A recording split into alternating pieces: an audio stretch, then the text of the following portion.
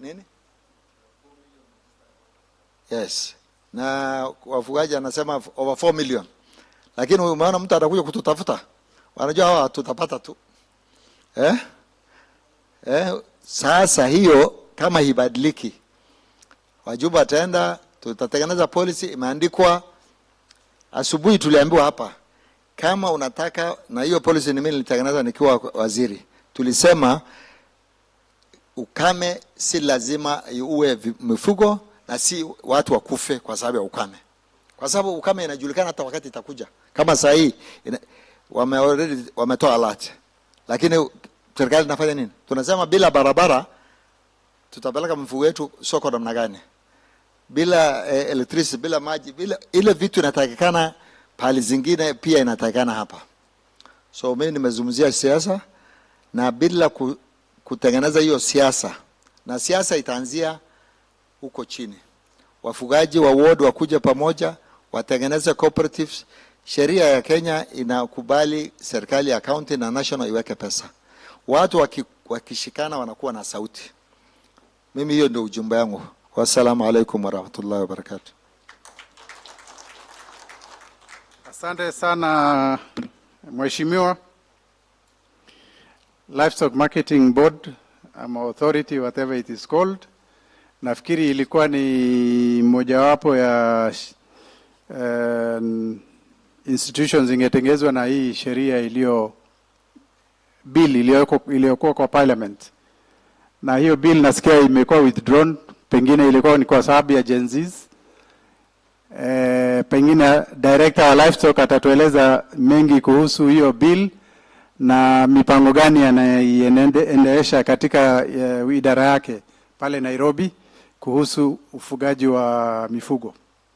Thank you so much, Professor. I think before I come to the livestock bill, there was one issue that His Excellency this morning said, is pastoralism tenable? And he said it is not tenable. But me as a director for livestock, I say it is tenable if we marry it with a modern way of life. Modern way of life. What were we doing? How was our livestock subsector doing during immediately before independence and immediately after independence? Our system was proper in terms of the livestock marketing. That pastoralists used to produce the matures for the holding grounds for purpose of patterning and finishing, and to also the ranches in Laikipia and also in Taita Taveta. And that's how our system of trade was. But somehow in between 88, 89, 90, the system collapsed. The livestock marketing division was more vibrant and robust at that time. And there was a deliberate effort by the government to develop the sector. But it was not there to support or to assist the pastoralists. It is to support the white settlers who have animals in those areas. And that's why you are hearing barriers, that there was a disease control here in Siolo, that animals are screened before they go to the Kenya highlands. So basically that was one thing. So the system somehow collapsed. Then one other issue we need to ask ourselves is there any opportunity that exists in the livestock subsector in the current circumstances? Yes, it exists because of the growth of the population. As a country, we're almost going to 5 million people. If I may go to the Africa as a continent, the population of Africa will be 2.5 by the year 2050, and globally it will be 2.5 billion by the year 2050 in Africa. Globally it's going to be 9.6 billion people. What does that mean? The demand for animal source protein is going to expand by 70% by the year 2050, and that milk production will increase by 300%. So the opportunity exists for us to do the livestock marketing. What is it that the government currently is doing in terms of the livestock subsector in the current regime? I'm not talking about the past regimes. The current regime has come up with a bottom-up transformation agenda which has prioritized 3 major value chains for the commercialization of the livestock. That is the dairy, the beef, and the leather. what is it that we require to do to ensure that we develop those three value chains? One is we need to commercialize our livestock. Where are we in terms of commercialization of our livestock? Are we talking business in terms of keeping our livestock? Our population for livestock is 24 million livestock. 5.1 is dairy, and the rest is beef. And these are found in those ASAL counties. Many of us, when we were growing, the arid and semi-arid districts were 8. But now we are talking of 25, 35, 31. One wonders whether that increase in that number is political. It's a story for another day. But globally, if you look at it, when an area has been classified as arid and semi-arid areas, the livelihood is going to be centered within livestock. That's basically what it means. So in terms of the dairy sector, where are we as a country? That's an area where I think the country has put a lot of emphasis. We were producing 4.6 billion liters of milk before this government. And because of the interventions that they have put, it has gone to 4.6 billion liters of milk. One of those interventions is the issue of the provision of the milk coolers for the dairy cooperative and promotion of investment in the dairy sector through the incentive that the government has given, the 1.5 billion for the subsidy, the milk price subsidy. And that's why you see the price of milk is going from 37 shillings per liter to 50 now because of those subsidies. So those are government establishment of a revolving dairy stabilization fund, the one I'm talking about, and development of quality-based payment for the milk. If you look at the volume of milk, Mount Kenya produces 60% of the milk that is consumed in this country. And 40% is produced in the Rift Valley. The other counties is producing 10 liters. So the thinking of the government now is, how can we be able to ensure that the pastoral people in their own space can also contribute to that target of government of producing 10 billion liters of milk by the year 2030? It's a question of now aggregating our milk and having aggregators in between and having milk collection centers. And it has really worked well in countries like Rwanda, where the milk yield per cow per day is 1.5 to 2 liters of milk. What is it that we need to do in the sector for us to promote the livestock subsector? Basically, if we are able to fix 3 issues, then we are good to go. One issue in the raising livestock is purely feeds. And from our statistics as a country, we are 6% deficit, feed deficit. And even 40%, 20% comes as a result of post-harvest losses. When we have plenty of pastures in our areas because of the good rains, we don't conserve. In Asia, to call people. When there is shortage, then we go back to the story of saying Saidia Serkali. So strategy is a big issue. And the other, availability of the feeds, the affordability of the feeds, the quality of the feed is also very critical issue here, what your animal consumes. Because if you give good quality feeds, certainly it will increase in weight, in terms of meat volume and also in terms of milk production. The other critical issue that we need to fix is the animal genetic and breed. Howsoever much food you give to our animals in arid and semi-arid areas, they will not go beyond 250 kgs live weight and carcass weight of 120. It's just because of the issue of breed. Inbreeding is too much. That is also one of the biggest challenges. I remember the president was given, immediately he came, he went to Indonesia, and he said he has a lot of animals, and he wants animals to be at least a quota to be given to by Kenya government to export live animals. But the question is exporting live animals good for us? Certainly not, because when you're exporting live animals, you're exporting jobs. There's a lot of things that is there in the animal that, if properly done, can be able to give you more money than the animal that you send there. So the president was given 10,000 heads of cattle to export annually by the Indonesian government.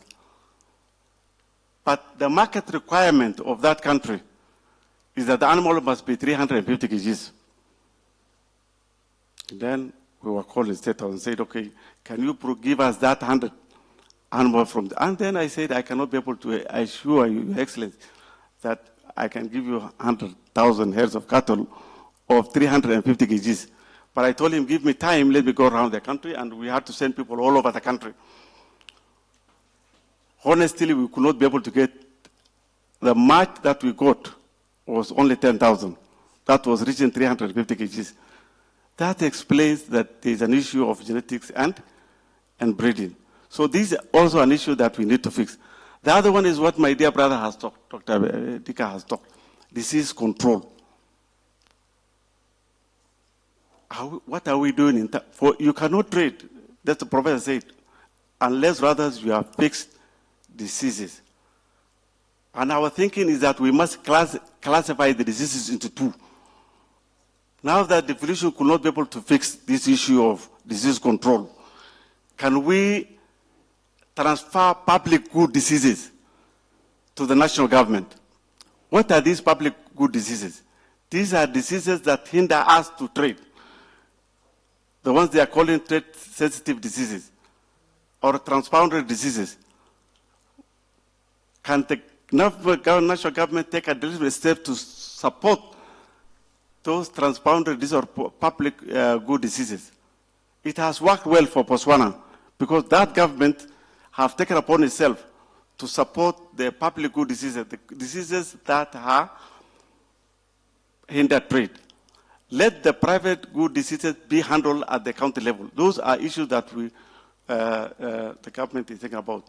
And then there is also a coordinated effort between which the government, the county governments and the national government are working out, that can we do national vaccination program together so that we're able to eradicate some of those diseases that I've said. So that is a program which is ongoing in terms of fixing the issue of the diseases. Let me also come to the issue of the leather. If you look at our leather sector, when our people used to trade the hides and skins, they had money in their pocket.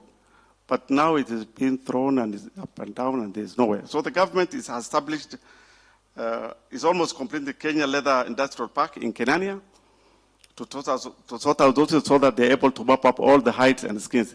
So the intention is to mop up 3 million hides and 18 million skins. And soon, once it is complete, then they are going to give Kenania to a private investor who is going to do that, and we are on course on that, on those issues. So the issue is commercialization of livestock, value addition of the product that we saw produced through commercialization, and that's how it's going to have access to market. What are the initiatives the government now is taking? They have engaged a consultant to sort us out on the issue of route to market. It is now over and done. The other important thing for us is the global market for our red meat must be safe.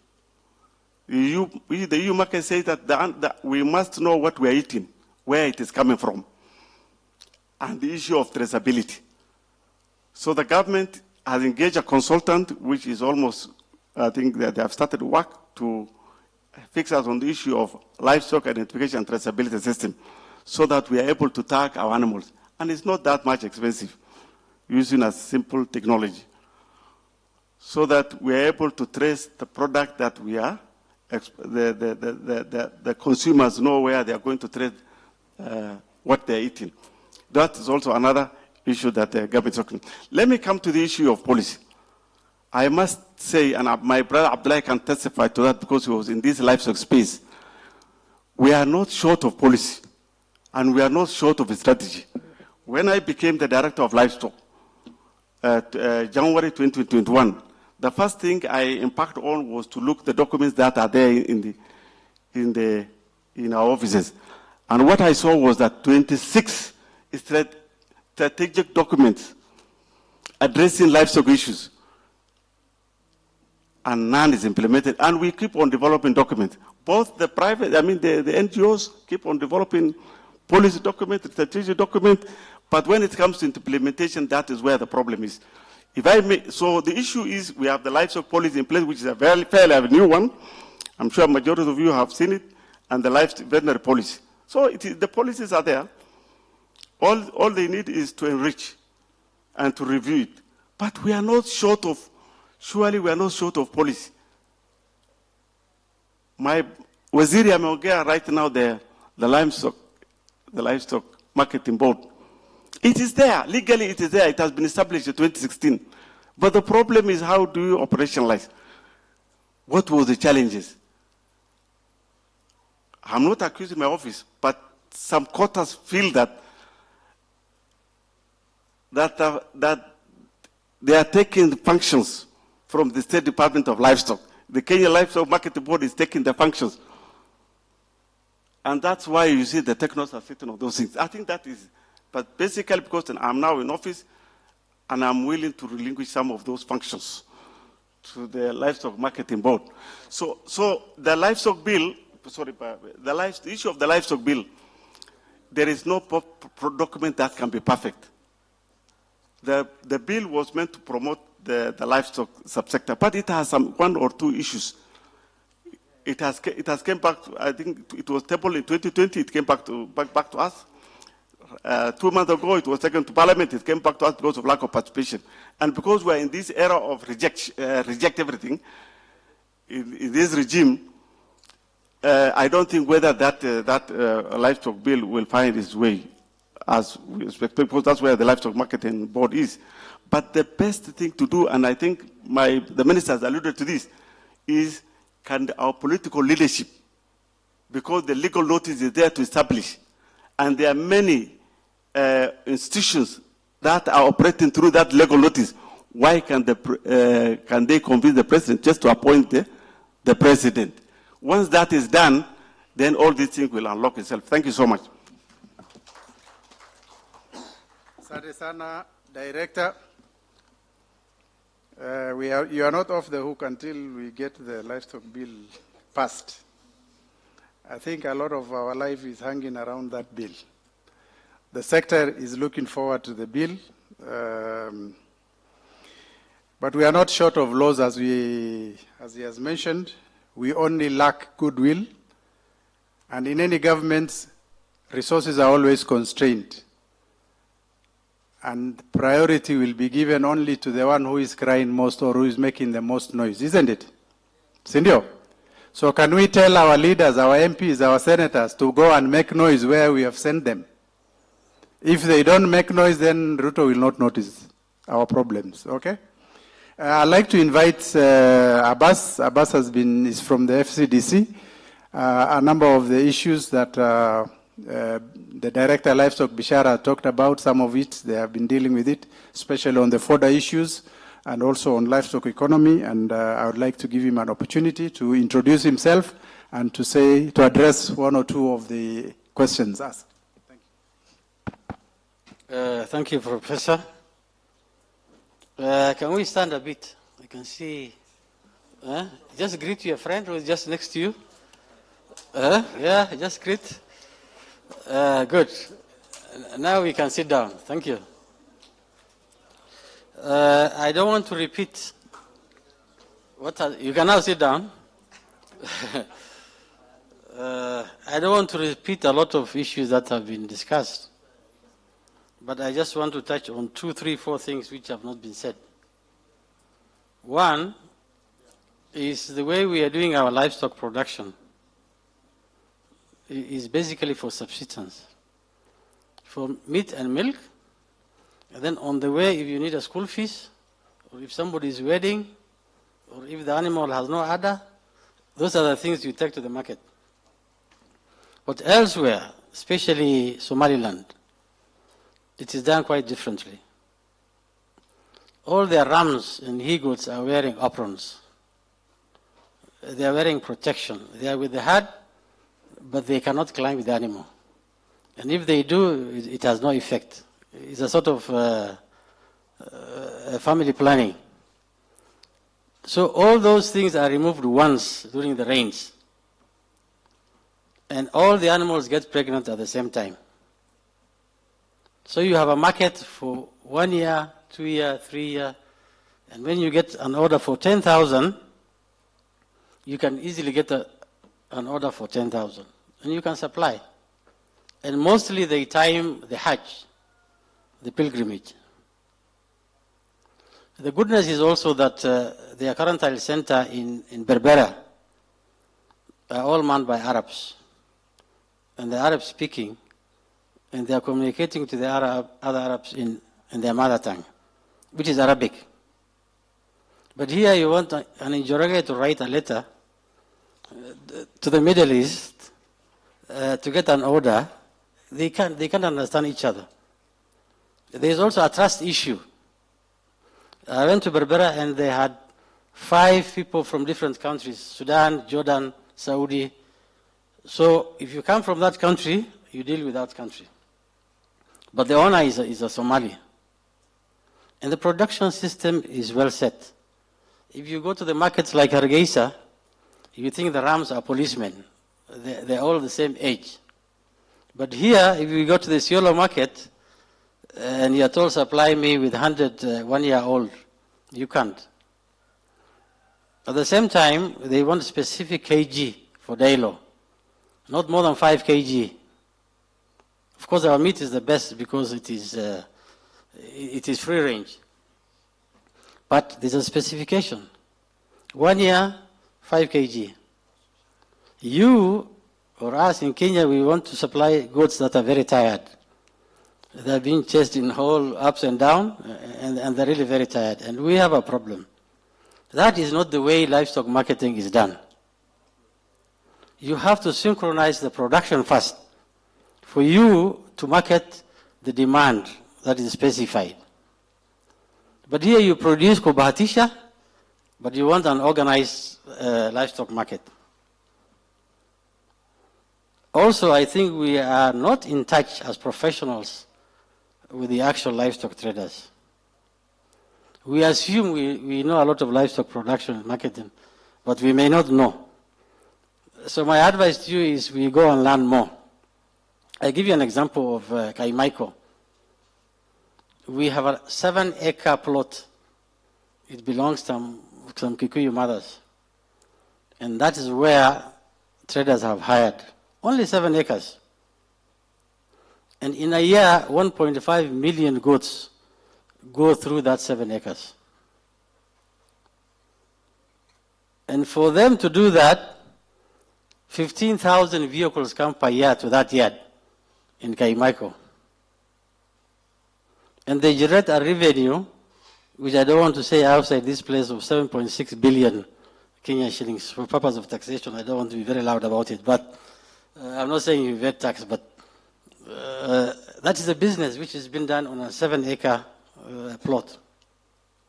Those guys, if you ask them what they really want, they will tell you, buy us a 20-acre land here, where we can do a proper business, which is 200 million Kenyan shillings. But none of us is ready to do that. So we have a problem in the terminal market. And the terminal market is the one that provides the pull factor, that you can supply more depending on the demand. You think as Kenyans we have enough livestock for sale, but we don't have. In that 7-acre, 30% of those animals come from Tanzania. And they come in big vehicles of each carrying 200 goods. So most of us think that we have enough animals. First of all, those animals are not for sale. You think that because you have 1 million, you can slaughter 1 million. People are not going to sell to you because they will look for the worst ones to sell to you. So I want us to discuss a little bit of more practicality of how things are done. So we need to reset our production system for commercialization. Actually, I think from school we are not taught exactly what to do with the livestock in the pastoral areas. We are taught animal nutrition, we are taught dipping, a lot of things. By the time you come to Tumalo. Tumalo is running his own business. Again, we have to really understand whose animals these are. Is it yours or for the government? Because time in and out, always when there's drought, we hear that Serikali's idea. And these days we are giving animal relief in terms of pellets. And my friend Lempara is among the guys who designed the drought pellets. We used to get farm relief for the people, now it is farm relief for the animals. Is that really the way we want to do, or we grow our own fodder? They used to say you grow fodder while the sun still shines. That was a proverb which was made in 1562. But today, when we have rains, we can still make fodder. So we wait and wait until it's dry for us to get hay from where to bury straws of the rice, which has almost zero value. And on the way, they come with anaplasmosis. My friend here, Tumalo, buys a lot of those things for his camels, and on and on. The other thing is the whole area of range management. The traditional system is no longer working. The data system is not working. Or rather, if it is working, then we have a problem. The data wants to conserve a certain area for the dry time. I come from Wajir, people want to come and feed during the rain time on that area. So in the process, they clash. So the way forward for range management is to register the community. Each community should have its own community land title deed so that they can manage their land effectively. At the moment, all land is being trusted to the county governments. But when there's a conflict, we call the DCs, DOs, and chiefs to come and sort out. If the land was ours, then we will have just called the CLMCs to come and sort out that issue. The other problem is the problem of, is there any county officer from Isiolo? Any person, any county staff from Isiolo? That is interesting. Eh? Just raise your hand if you come from Isiolo. County government, okay. Anyway, who can tell us where the number plate 011 has come from? It is 011 for Isiolo. It is 008 for Wajir. It is 007 for... Where is this coming from? Somebody told me it's coming from Dubai. That because he thought the vehicles were bought from Dubai, the number plates also came from Dubai. This number plate comes from Chapter 105A of the Kenya laws, which is the District and Boundaries Act of Kenya. Those boundaries set not only the county boundaries, which were former districts, but also the international borders. The most interesting thing is that we all know our international borders, but we don't know our county borders, and we keep on fighting. Why is it so? You know where Ethiopia ends, you know where Somalia begins, but you don't know the boundary between Garissa and Isiolo, so you keep on fighting. You don't know the boundaries between Wajir and Isiolo. And nobody wants to tell you. So please, when you go back, just read Chapter 105A of the Kenya law, just click District and Province Boundary Act, and you'll see where your border actually is. PPP. We also need to look at what different ways we can do things. For example, the camel milk, there are attempts to make camel powder milk. That's where PPP can come in. We also have nyeri nyeri, which others call it koche, which is very laborious to make. Is there any way that we can get modern machines to do nyeri nyeri? We approached Kirdi to see if they can help us make some of this, but we didn't succeed. Now there is a whole science of aging meat. Who has ever eaten meat that has stayed for 3 weeks? Yes, 1, 2, 3 at the end. Now the more the meat ages, the more expensive it is, and the more juicy it is. Because the cells have all been broken down, it becomes very soft. Half a kilo of aged meat in Kileleshwa is 800 Kenya shillings. Just half a kilo. And getting it is not even very easy. Our camel meat is very tough. But if you can age the camel meat for 3 weeks, you either do a dry aging or a wet aging, then it will fetch a very good market. I wanted to say more, but for the interest of time, I think we better rethink the whole area of animal production.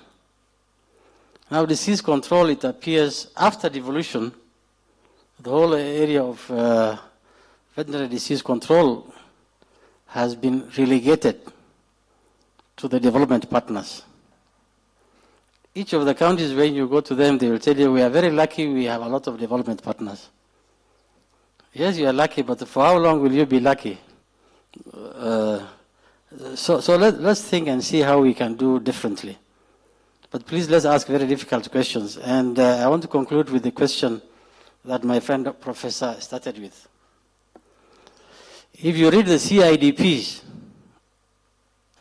all of them say, except for Lamu, all of them say that the majority of the people here are nomadic pastoralists. Then when you go down and look at the poverty rate, they again say the majority of our people are below the poverty index. So if A is equal to B, and is B going to be equal to C, then it means A is equal to C. If the majority of these counties are pastoralists, and if the majorities are poor, then it follows that the majority of the poor people are the pastoralists. Thank you very much.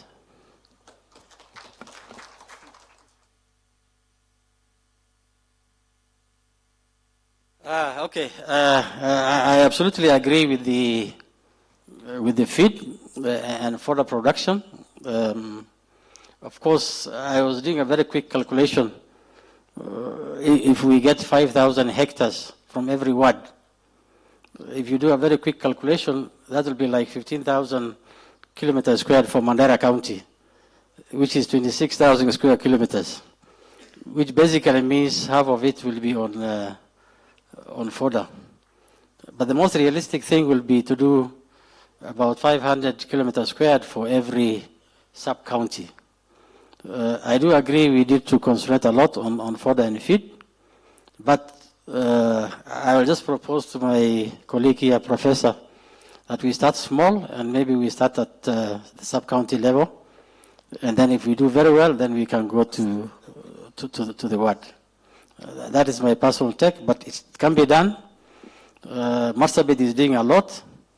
We have Jaldesa widows who are actually in hay production, and as we speak, we have partnered with Marsabit County to have a feed reserve in Kalacha of about 3,000 to start with bales of hay. Thank you.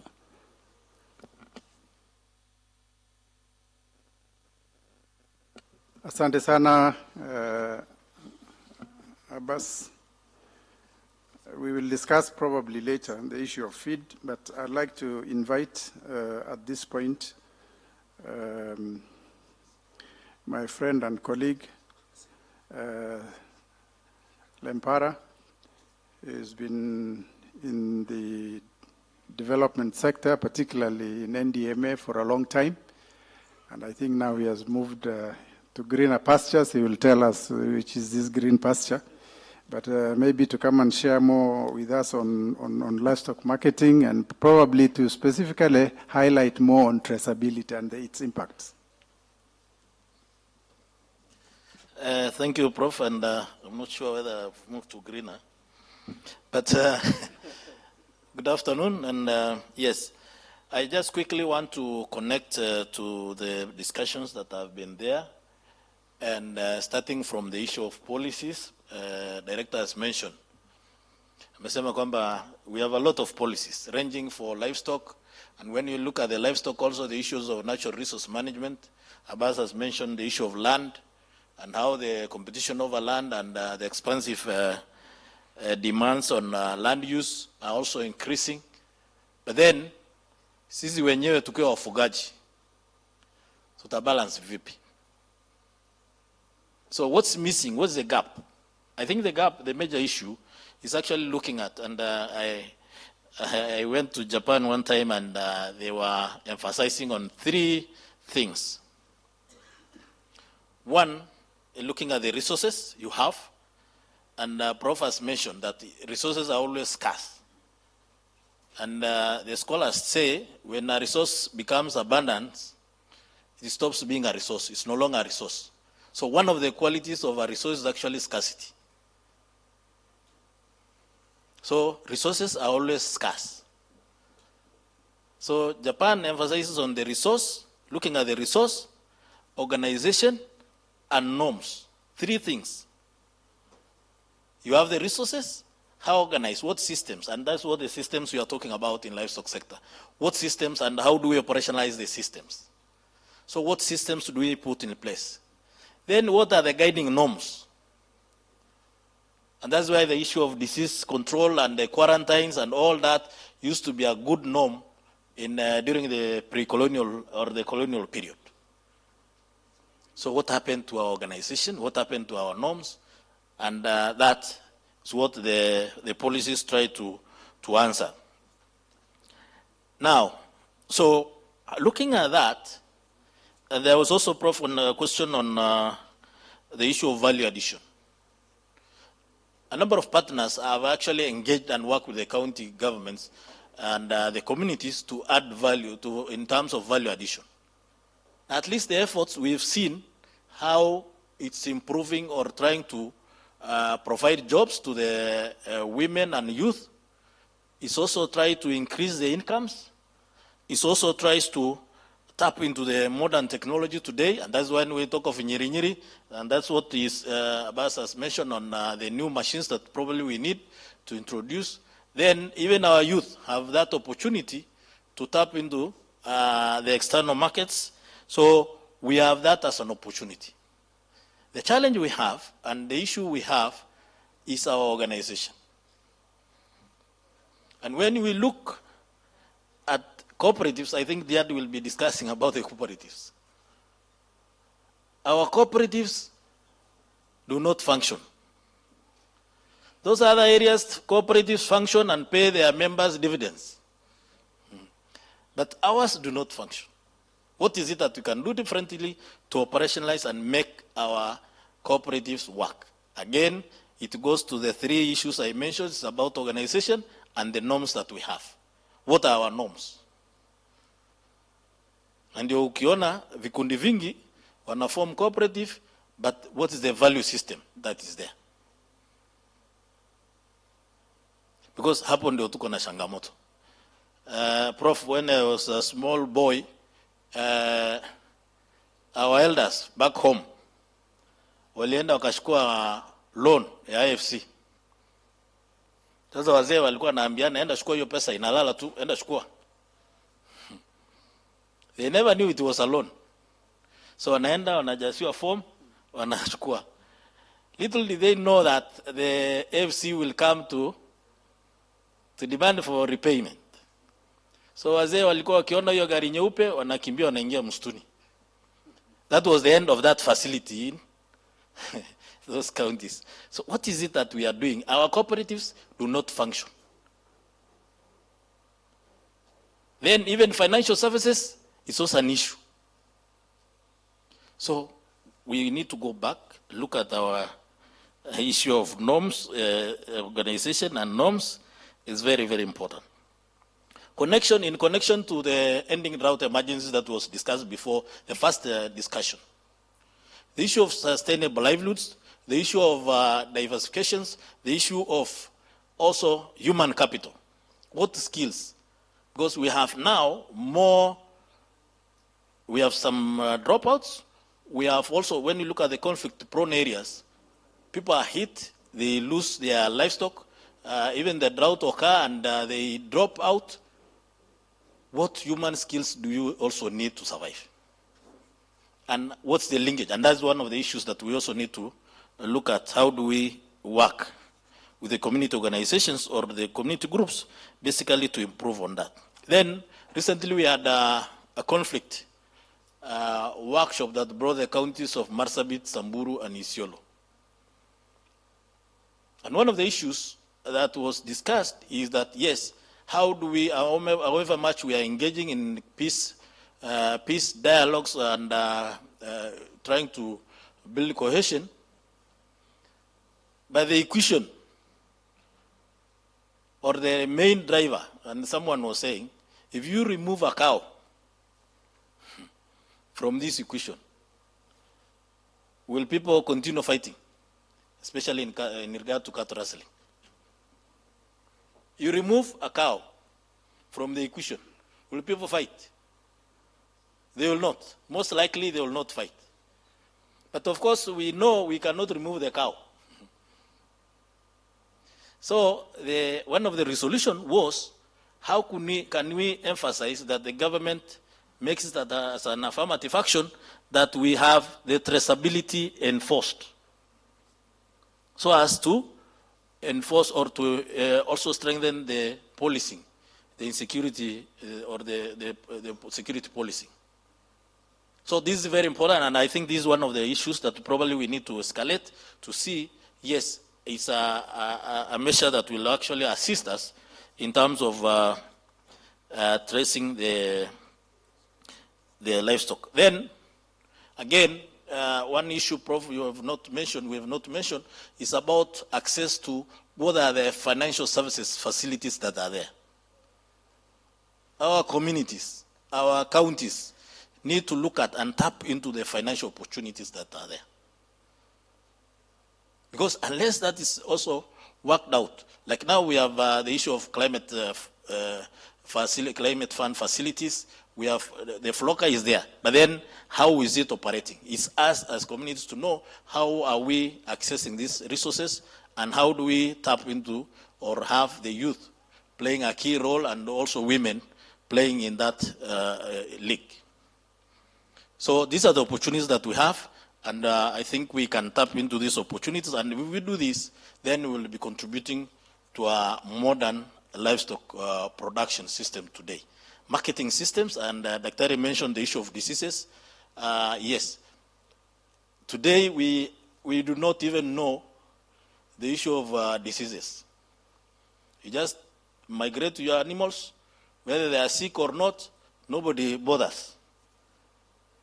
But a few years back, the quarantines were enforceable, and we had the scouts, we had a number of systems that were actually operationalizing or enabling at least lesser disease load. But today, those systems are off. So how do we, even internally, before we even talk of these other markets, how do we make sure that the sanitary requirements basically is we meet some basic standards? Those are the conversation issues that we need to look at. And thank you very much. Asante sana. Makofi. Can we stretch?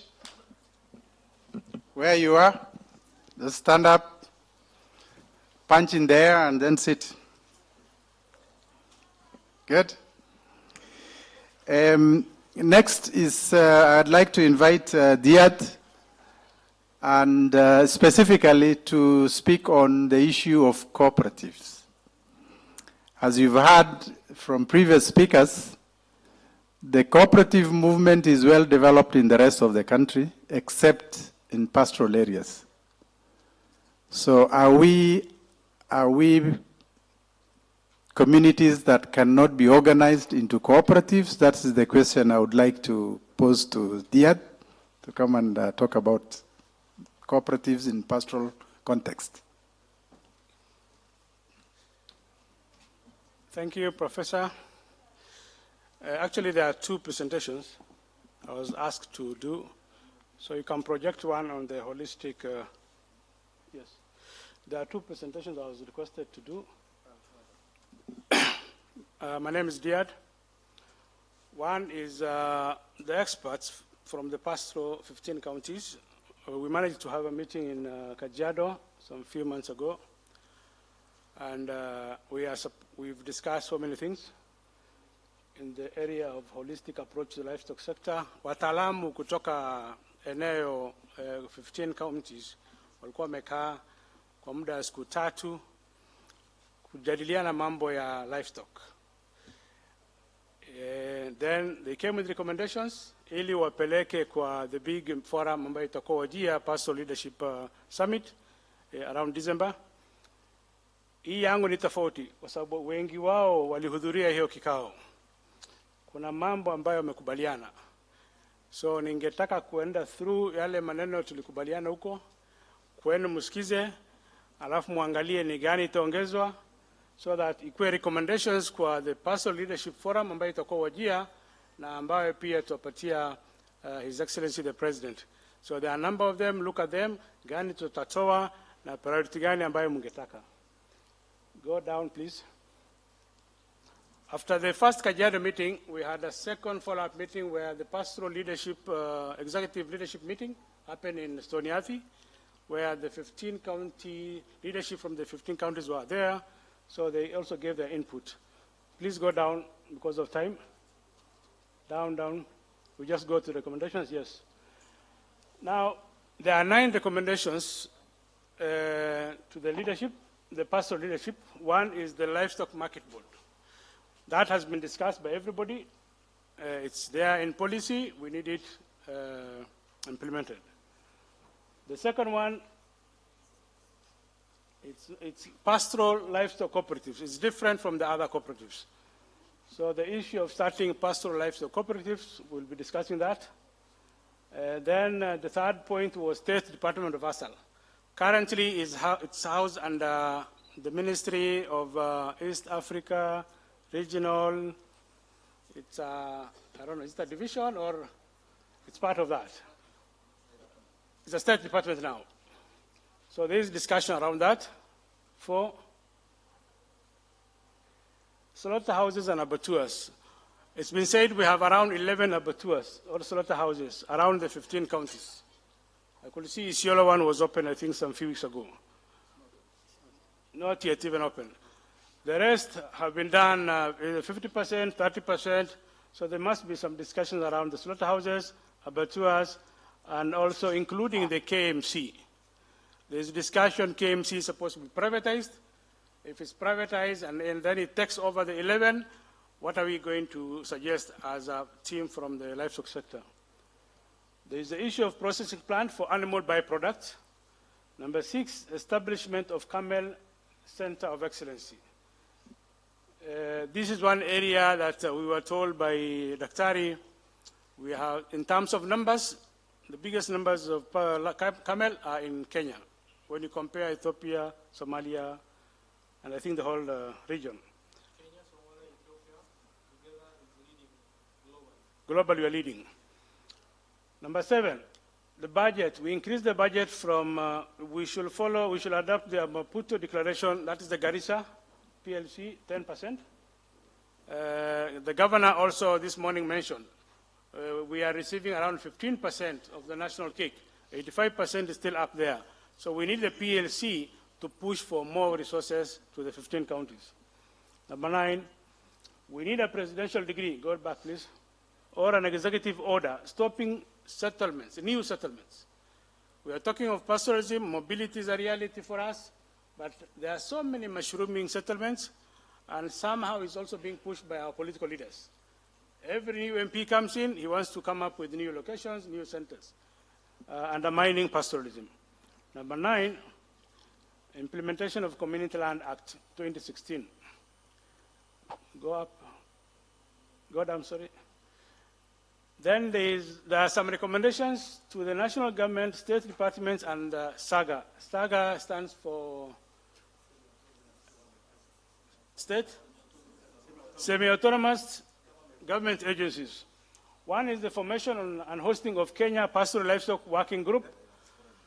And we made some progress in that. We had the first meeting, and Professor Gurie has agreed to host us and as a chair, where all the donors, all the NGOs are supposed to be part of that forum. Establishment of quarantine stations at ward level and private farms. There is the third one, fodder, storage, and silage facilities. Number 4, establishment of livestock holding grounds. We were told there are so many livestock holding grounds which were established so many years ago, I think during the colonial time and early 1960s, and they're all over. They still, the land is still owned by government, but they're not functioning. Number 5, establish regional disease center, labs, in pastoral areas. Professor was telling us, I think the nearest one to the pastoral area is Karatina, the nearest one to all the pastoral counties. A national breeding plan should be done. Number 7, establish regional livestock breeding centers. Number 8, national pasture seed banks. I think that was number 9, the last one. That is it. Those are the 9 to the pastoral leadership and 8 to the counties and SAGA. So we will need more input from you. I'm sure we cannot take all this to the leadership and the presidency. So we request you give us your input before we close the meeting. We go to the next presentation now. On the issue, one of the asks was setting up of pastoral cooperatives. One of my expertise is cooperatives for some years, and I can confidently say there are no cooperatives in the 15 counties of northern Kenya. What we have, and we cannot call them cooperatives. Cooperatives in Kenya, you will find them in central Kenya, Meru, then it's jumped to Kisii, the whole country. So the 15 counties, these are some of the cooperatives which were either established by the partners, by just some of them having a certificate, and that is it. But cooperatives started in 1920, and it was meant for the coffee, tea farmers. I'll give an example of tea. KTDA, which now has been formed to a private entity, has membership of 660,000 members. We have the factories, which are over almost 200 factories, and each village has its own cooperative, and they are affiliated to KTDA. The government has invested huge resources. If you look at the figures, I was trying to analyze some of the figures, they are very huge. So if we are to set up, then there is the coffee. When that happened and we got independence, Kenyatta picked up that. Initially, it was only meant for the white settlers. Kenyatta picked it up as the president, and he used it as a tool for rural development, but in central Kenya, and then later Kisii. Up to now, nothing much has been done in Kenya. So we went ahead, go down, continue. The importance of cooperative. Basically, we are talking of pastoral livestock cooperatives. When I was looking at some of the data, there are over 22,000 registered cooperatives in Kenya. The 15 counties here, I think we are 79% of the Kenya landmass. There are none. So we have some that will be called cooperatives. Like Isiolo, we could only see one. They are talking of leather cooperative, but that is only a name. Nothing much is happening around leather. The importance of cooperatives, it enhances economic empowerment, promotes resilience, facilitates value addition. Go down, please. Go down, please. Hello?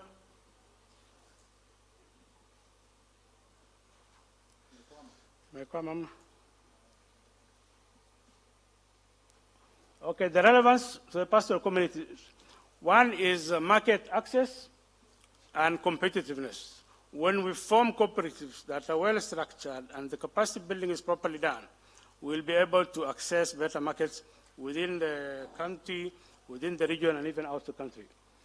Sustainable livelihood is guaranteed. Socioeconomic stability. After this was discussed, we said, let us make sure this is one of the priority areas that the pastoral leadership will be discussing. We went ahead as a team led by the Pastoral Parliamentary Group, and we managed to meet the Minister for Cooperative, Honorable Oparanya. We had serious discussions with him. If this is to work, national government must take up that responsibility. We know cooperatives are devolved function, but the counties that we have in the 15 counties, they don't have any capacity to manage proper cooperatives. Every county has employed 2-3 people as cooperative officers, but nothing much. So cooperative is more than that. So we requested the national government to take up that leadership role. If possible, form an entity that is going to spearhead the affirmative action like of setting up pastoral cooperatives in all the 15 counties of northern Kenya. So we are talking 15 counties, 66 constituencies, 330 wards. And if every ward we can form even 10 cooperatives, we'll be talking of thousands of people who are going to benefit. And we need the government to seriously put up resources. NGOs can only help, but the power must come from the national government, not even the county government. Thank you.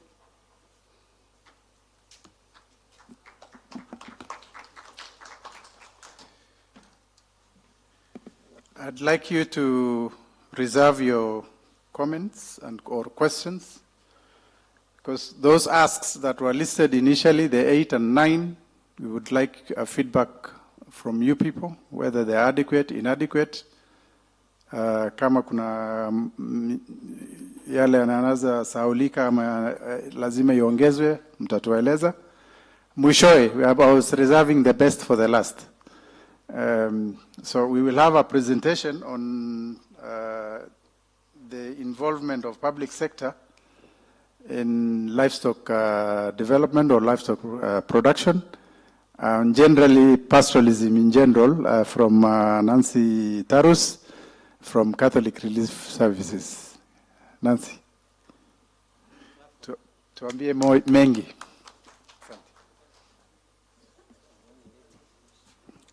Okay, thank you. I think I'll speak about the private sector engagement in livestock sector.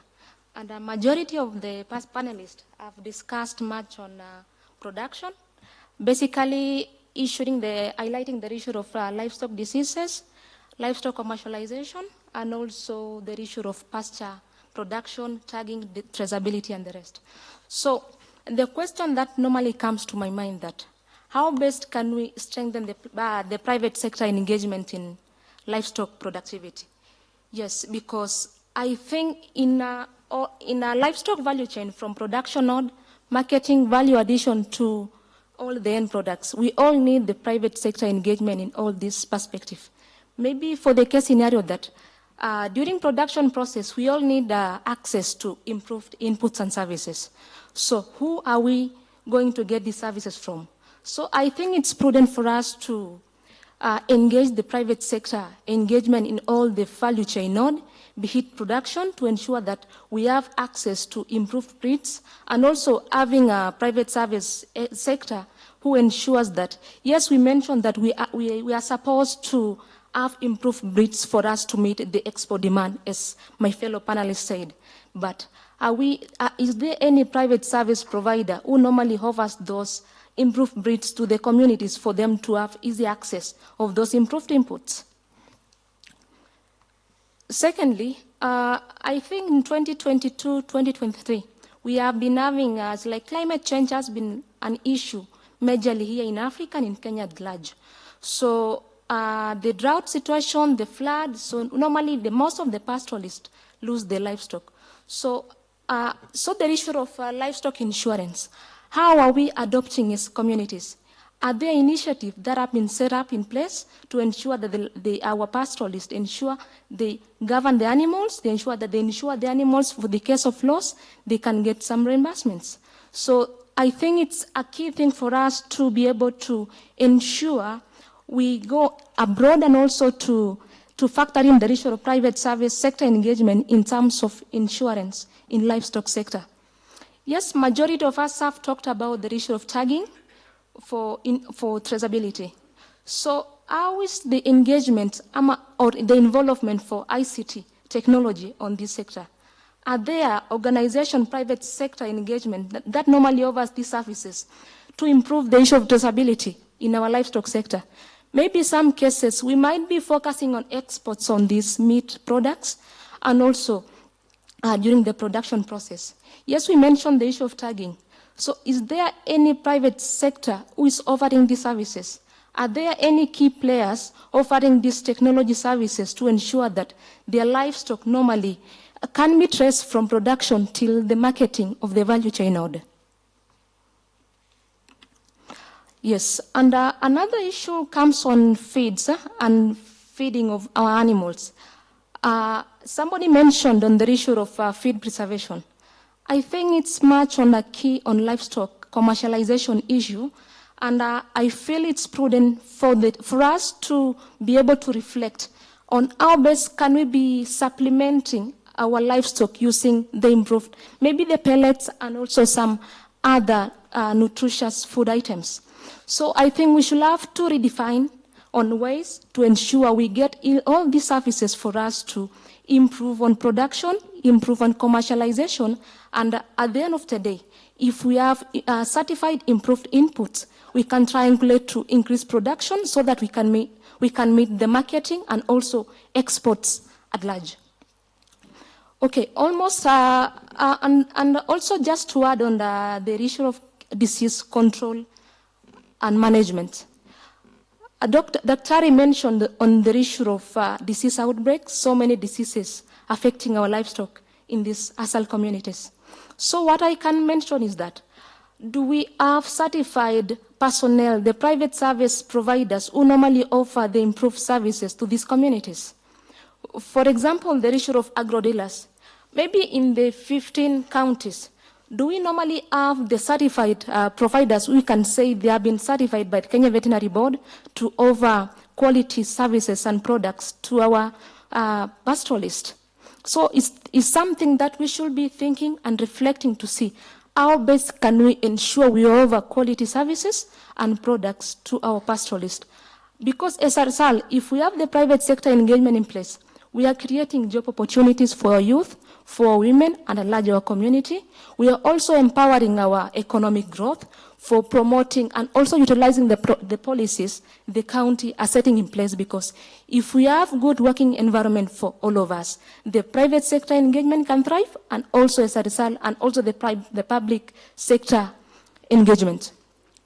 Yes, so it's just like it's upon us to keep on reflecting how best can we ensure we increase the uptake of private sector engagement in livestock value chain at large. Just to mention the issue of access to credit services. So our pastoralists accessing these services to improve their stock. What are they doing most to ensure that they utilize their stock in promoting production? And also, are they incentivizing on the issue of trading to ensure they increase the profitability? And also, yes, we might be doing businesses. So just asking myself, yes, the traders might be coming in as private sector engagements. So the issue of traceability has to come in for having a case example that if we are having the tags to ensure if we are transporting livestock from Marsabit to Mombasa, for instance, we should be able to tag this livestock from Marsabit to ensure the in surveillance, maybe you track where they have their location till they get to the end place where they can sell their produce. So I feel it's something that we should do to ensure that we come up with new approaches, new technologies, new models that can work best within our environments to ensure the private sector is much engaged in this value chain. And also, I think the issue of expansion, maybe opening of the slaughter, we are expecting to have a lot of byproducts, the hides, the hoofs, and the rest. So maybe before even we finalize on the process for initializing those processes, maybe we should ask ourselves, who are these private sector who are engaging in this value chain that can be brought on board to ensure we maximize and utilize the byproducts apart from meat products only. So it's something that we as partners, we as the 15 counties, and also as a nation, we have to address all these cases. Just to acknowledge that most of the cases during disease surveillance, most of the pastoralists report these cases. But how is the responses for these reported cases? Are there any services they get apart from it? So that's why I keep on asking myself that, is the private sector engagement active enough? Is it operationalizational that they can offer these quality services? Maybe we are having the agro dealers, the agro vets within our counties, but are they offering quality products and services? Are the products counterfeit, or are they like offering good extension services? So it's something upon us to ensure that, because what I normally think is like, if we offer something of low standard, we are building the issue of drug resistance. In the long run, we cannot meet the production, because if we use something that's not certified by the KVB, the product can be counterfeit. So at the long run, the health of the livestock will be deteriorating with time. So I think it's key and prudent for us to ensure that in whatever we do in livestock sector and in livestock value chain, we include the private sector engagement at all levels. Thank you. Asante, Nancy. That concludes the presenters' comments, views on the 4 issues that were raised. But before I open up the floor for discussion, question and responses, I'd like us to view a very short clip on pasture production, because this is one of the greatest limitations to livestock productivity in ASAL counties. If you are ready, please, can you play that clip? It's just a clip about one of the... In the last drought, we lost an estimated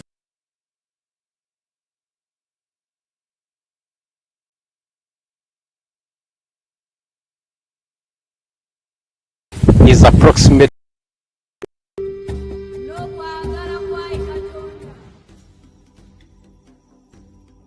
in the last drought we lost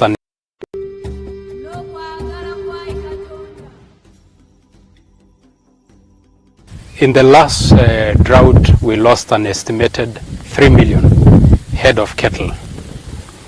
At the farm gate, 3 million head of cattle at 50,000 shillings is approximately 150 billion Kenya shillings. Without talking about a value chain, if we do value chain estimates, one cow can approximately give you 200,000 Kenya shillings. 200,000 Kenya shillings multiplied by 3 million is 600 billion Kenya shillings. What we've lost at farm gate prices is half of the Kenyan budget that is given to county governments. We've talked about what we've lost. It's not all lost. We still can mitigate against these losses. We can save these animals. If exported, the 600 billion can even go to 1 trillion. That is enough money to pay for our debts that the country is currently facing.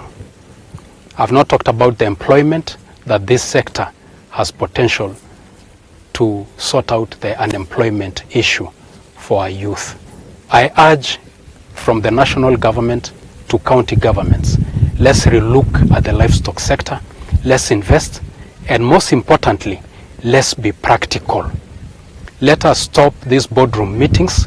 Let us stop these stories that we are having in hotels. Let us go and do these things practically. What I've done here is small. It is fodder on 25 acres. We can talk of 1 million acres. If we do fodder as a government, county governments, national governments, 1 million acres. 1 acre of this fodder is able to feed 20 cows. 1 acre.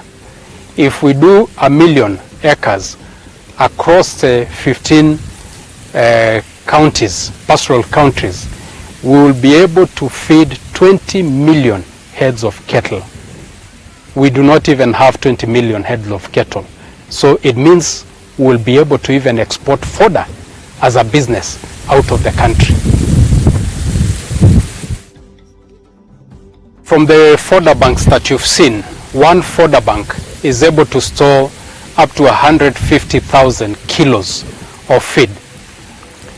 If you are feeding your animals to fatten, you would be doing about 10 kilos of fodder.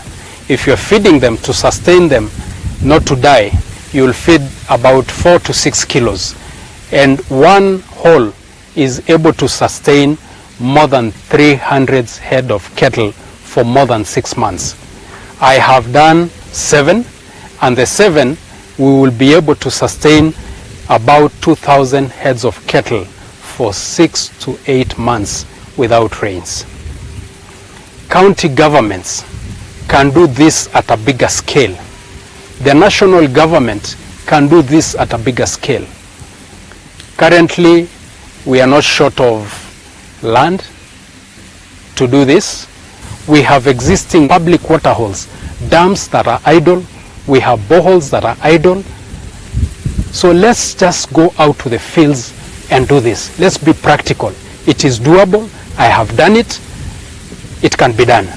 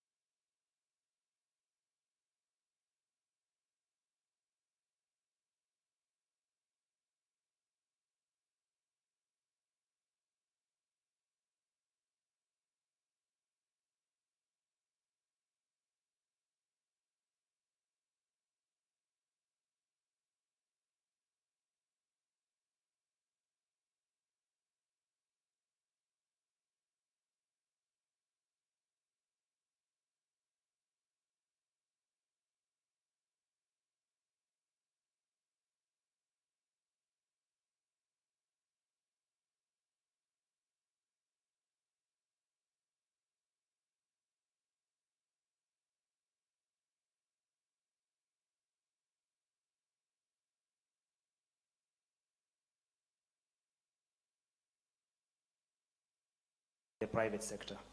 We have only 5 or 6 private abattoirs which are export standard in the country, and to get the data is very easy. So I will challenge the panelists. We are one of the best veterinary officers. We have one of the best veterinary team in the country. They train the Botswana, which is exporting to Europe, but we cannot export to Europe. We train people, but we don't implement our policies. Thank you. Asante. Ningepea nafasi wazee wetu wale walikuwa na sisi tangu since the panel started speaking, and I would very much encourage you to also address yourselves to the asks to the president, the asks to the PLS itself, and the asks to governors. Is what was presented adequate? If it is not, what is your addition or what is your modification? Next question. Okay. Orto. Yeah, okay. My name is Tuma Orto. I'm a livestock keeper and also the pastoralist president. Now, okay, I'm here because of the voice of the others.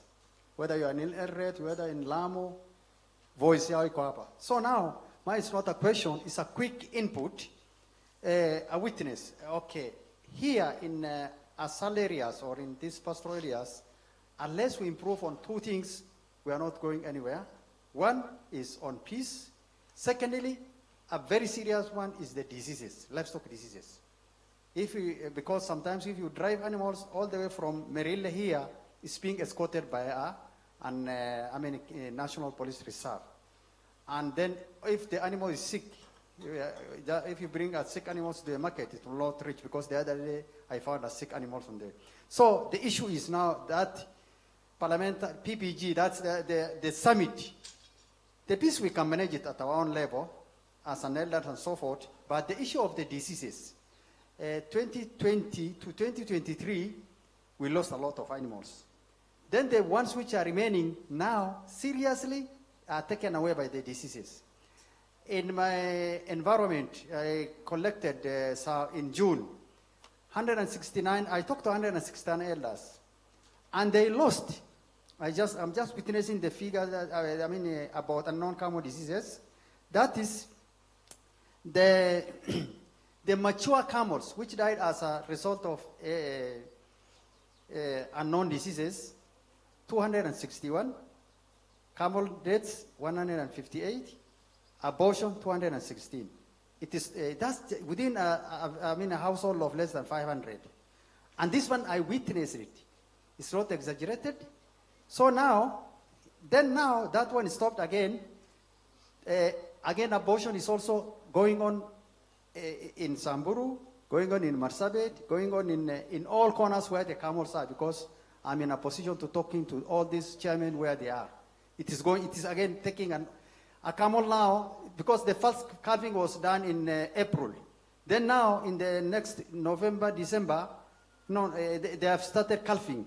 But now, the calving is now being done, now they are aborting at the, let's say, 2 months to delivery. So, and again, the other one is the PPR. It is a silent killer now.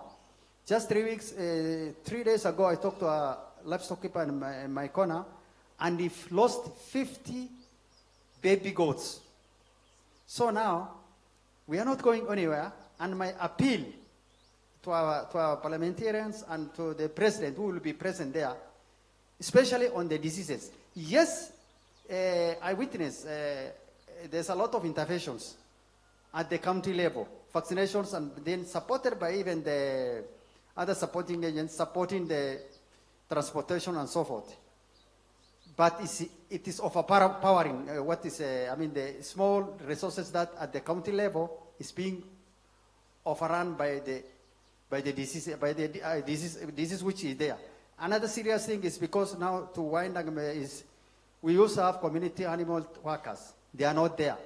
They are now told community disease reporters. If you are in Sericho and then you are told just do reporting, don't inject. Now, what is that now? That's my big appeal. In fact, National Pastoralists Conference is very important, and one of the outcomes is how shall we minimize? We have been doing a lot. I'm saying intervention is there, a good one, but it's overpowering us. Thank you. Okay, Next. I want to hear from the ladies. Yeah, you will hear from Ama they are not si wafugaji. Sawa. Endelea alafu. Thank you, Prof.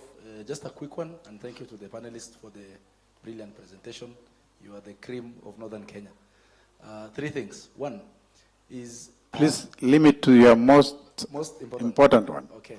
Yes. I have not interacted with the TOR of the Livestock Marketing Board, but I will really be interested to see what it covers. There is one message which is coming out very strongly, is that the livestock economy covers 80% of our region, and it doesn't only talk about livestock only. It touches security, it touches poverty, it touches everything.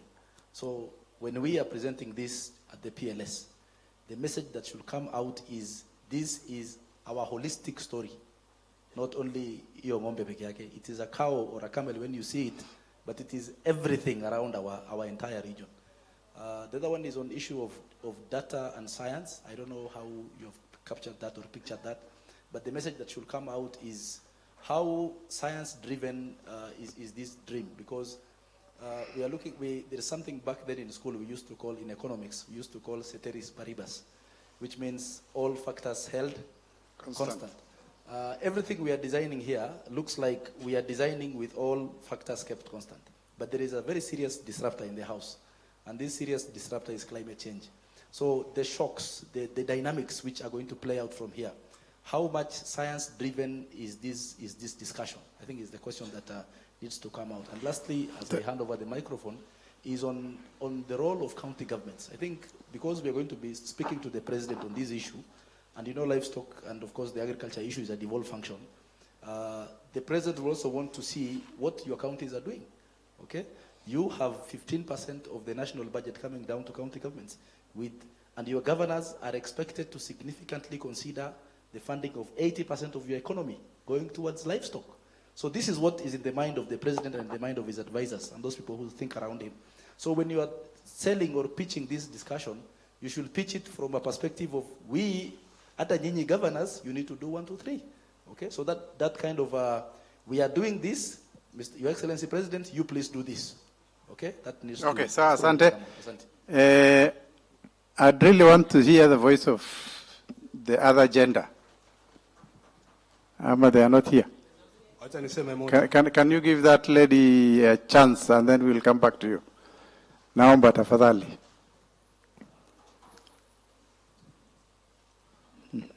My name is Antonella Lecupes. I'm the chairperson RMC Laisami Sub-County. Mine is not a question, it's just an input.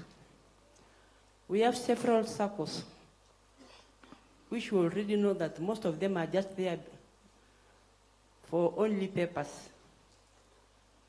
We need these circles to be proactive in our pastoral areas. Most of the NGOs or even the government, they are focusing on these small groups. They are being funded. And these big circles are just there. So we need in the future, even this group, to focus in these circles so that they are being funded, so that all these groups are being enrolled to these circles. That is the only way that the circles will grow. But if you keep on funding these small groups, more money will just go to waste, as usual. Because we have seen these pastoral women, they have lost lots of money in those manyatas because they are not trained on, they don't have any knowledge how to keep safe for those money they are collecting. And again, another question is that we, as the chairperson of Rangeland, we need the government we need plantations in our area, in our pastoral area. Our areas is vast. We need plantation of grass in those, or we can even plant a lot of pastures so that our animals will be grazing in these enclosed pastures areas so that our animals will realize, or even the economy of this livestock will improve. Thank you. Okay, there was this gentleman to lichukua kwake. I also raised my own. Yeah, okay. My name is Makambo Lotorobo from Friends of Lake Turkana. So mine is, land is an integral part for the pastoralist, and I think it's important we also ensure that we secure pastoral land. Why I say this, because according to your recommendations, it's like you're talking about settlement in pastoral land. But what about encroachment and land grabs by multinationals and energy projects?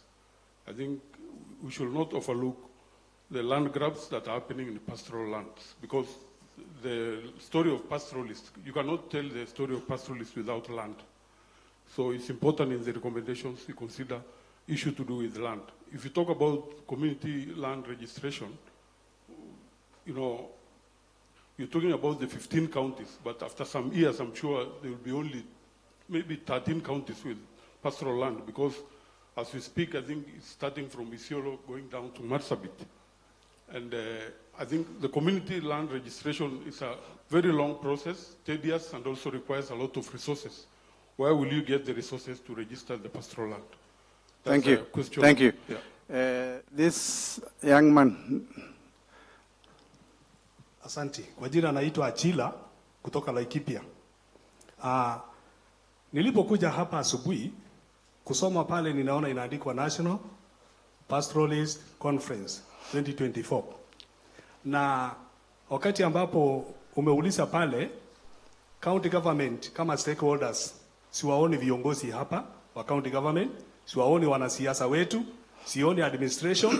Na tunapoongea yale mambo tunazungumza kama wafugaji, tunazungumzia mambo ya magonjwa ya mifugo. Magonjwa ya mifugo, tunaambiwa imekuwa mambo ya livestock imekuwa devolved, ni county government ina deal naye. Na wakati ambapo tunazungumza mambo ya county government na wako hapa, nani atawafikishia? Wakati tunaongea mambo ya kuhamisha mifugo kutoka eneo moja kwenda nyingine, tunahitaji administration kama stakeholders wako wapi? Kwa hivyo mimi bado ninasema kama huyu ndugu vile alikuwa ameuliza panelist wetu pale mbele, mnajua ya kwamba sisi tunaenda direct kwa duka hiyo Agrovet kununua dawa ya kutibu mifugo bila ile ujuzi yoyote ile. Na hiyo ni kazi ya county government kuweza kuwa na watu pale mashinani ya kuweza kufundisha wafugaji, kuhamasisha mambo ya matumizi ya hizo dawa. Tunaenda tu unasema nataka hii, nataka hile, nataka hile. Nani anajua kama hata tunaenda kupoison mifugo yetu kwa hizo dawa ambaye tunanunua?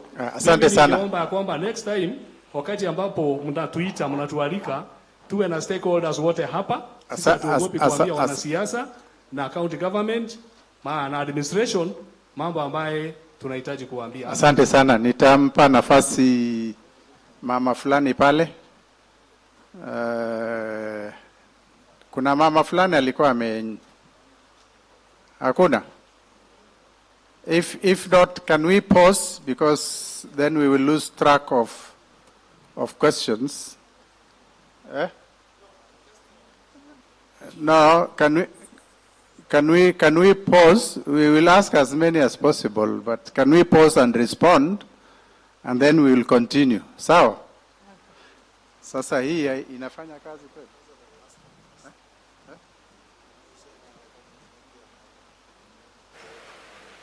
Hiyo nani atajibu, si wenye wameorganize? It's not me. So I'll invite Mheshimiwa Elmi to answer the last question. Why are the county governments not here? And probably KSG. Who is representing KSG?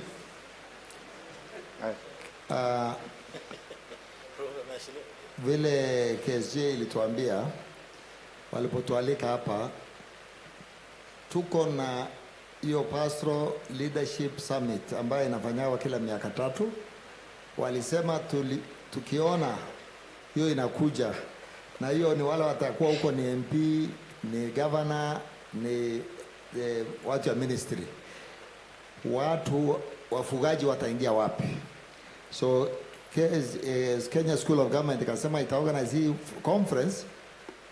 Hii ideas yote iletwe hapa, ndio unaona hii maswali na rudi, alafu yote ichukuliwe ipelekwe huko sasa. Ndio hiyo maswali profesa alikuwa anauliza ya kusema hiyo vitu, kitu gani mnataka kuuliza governors, kitu gani mnataka kuuliza hiyo. Ndio watu wachache ambayo wanatoka kwa hii group moja. Hii sasa ni ya livestock, kuna group ingine huko ile ya peace. Hiyo yote tutaput kesho itawekwa pamoja maoni yetu, na watu wachache watakwenda hiyo ya kuambia. Sasa hiyo mmefahamu na vitania. This is a workshop that is before the one of all the leaders, MPs, governors, MCA leaders, speakers. So ile kitu yote tutakubaliana hapa itapelekwa huko. Asanteni. I think the answer, simple answer to the question is, this is a precursor event to the main one. So we are only collecting ideas. So their presence here could have been better, but now that they are not here and they will be at the main event, the issues here will find themselves in the main event, and where they will be present and they will respond. I just want to go sequentially to the questions as asked. Diba, any case study of unknown diseases from other countries, or is it unique even in those other camel keeping countries? Don't give a lecture, just give a response. Quick one. Okay, fine. All the questions on diseases. Okay. Durito, camel has been forgotten almost all over the world, but we are not faulting them because they don't have camel. We have all the camel, so it's our fault. That said, there are a number of other countries that have really advanced. I met Professor Boulier in 2012 in Muscat, Oman, and we saw together what they are doing there as a research. You know, advanced research in camel production, camel artificial insemination, which to date nothing is fully, you know, produced and worked. But it is the little that has been done is been done elsewhere. So the question you asked about Chad, you rightfully asked Chad because Chad is now on record the leading camel producer in the world. In terms of productions, I've had a few things, but in terms of disease control, I don't see any country like much advanced, because in disease control, when we are advanced in identifying diseases, because camel problem is at identification of disease itself. If it's identified here, it's shared with the whole world. Publications come out. Any few publications that come out, within a matter of days, all of us in the sector receive, and we know so and so has done something on this and that. So in terms of where we are really very much behind.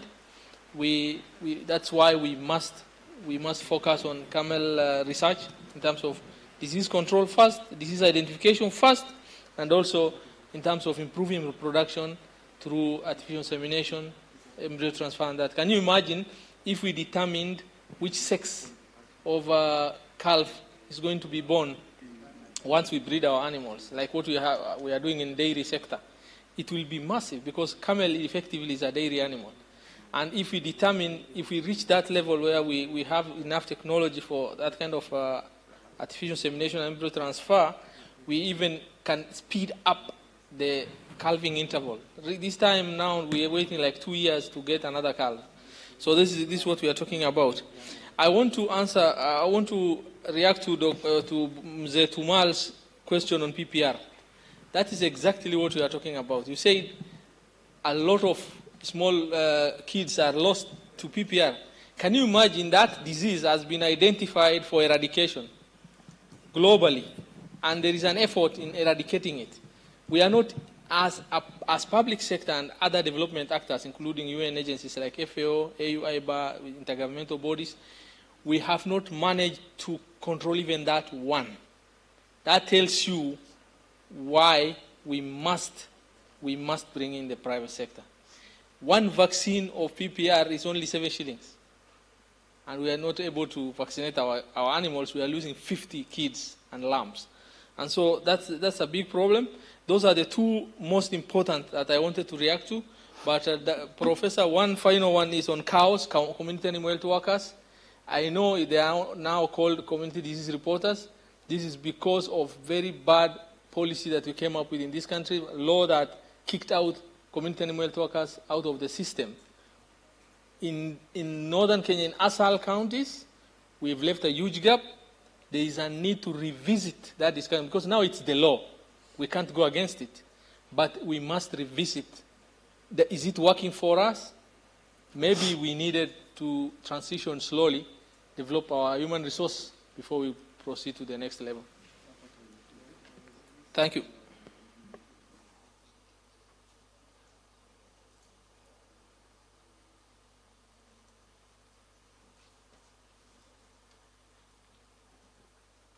Thank you, Dr. I'll give Director Livestock to deal with one or two of the questions asked. Specifically, the 26 policies that you mentioned in place, somebody was asking which is the most important one out of that needs to be implemented. And then you can touch on, there was another question concerning you. There was something on range reseeding. I know you have a program that is addressing that. And then there's something on Abata, Isiolo Abata. I can help you with the Isiolo Abata. It's okay. Yeah. Thank you so much, Peter. That were good questions. Which policy document shall we pick up from the many that has not been implemented? There are two, sessional policy, number 2 of 2021, that is on livestock policy, and sessional policy number 2 of 2021 on veterinary policy, and these are policies that have been co-developed by the county governments and the national government. Remember, livestock is a devolved function, and the function of a national government is to develop regulations and policies and some extent build capacities and provide technical assistance to the county government. That's basically the function of national government. So any policy or regulation that we are doing, we must co-develop or co-create with the county governments. That is about the policy. The issue of soil output, I didn't want to comment because of its sensitivity and the time it has taken long. I know it's going to be, if done well, it's going to be a game changer. But I know it is 95% complete. We were here last month with a team from the Deputy President, multi-structural holders here from the headquarters on possibility of commissioning. We require 130 million to complete that, the 5% remaining. And the national government is sourcing for funds to ensure that that 130 million goes so that we are able to close this issue of soil abattoir. I'm sure it has, the national government has invested a lot of money in this particular abattoir. And it's one of the issues that will have sorted out on the issue of the red meat. Because our annual consumption demand for meat is 600,000 metric tons, and what we are producing is 495,000. So we still have a deficit. So had we opened this one, it will have been one that will have sorted out that issue of the deficit. So again, the other issue is government role is to create that conducive environment for doing business. So government does not do business. So who is going to run this abattoir once commissioned? So we are looking for a private investor, of course, a reliable one, both from the technical perspective and the financial strength to run that particular abattoir. We had a discussion with the county government last week on how we are going to handle that, and our feeling is that can KMC take over the Isiolo abattoir as a stopgap measure as we wait a private investor to take over the run of that abattoir. So basically, there is that 130 million which we have now got it from the World Bank, and we want to finish this one and close it forever because this thing has stayed for long. And remember, Isiolo County has been considered as a meat hub for the entire northern region, and that is one that we are really focusing on. So that is basically, but I don't want to go into other sensitive issues to come for another.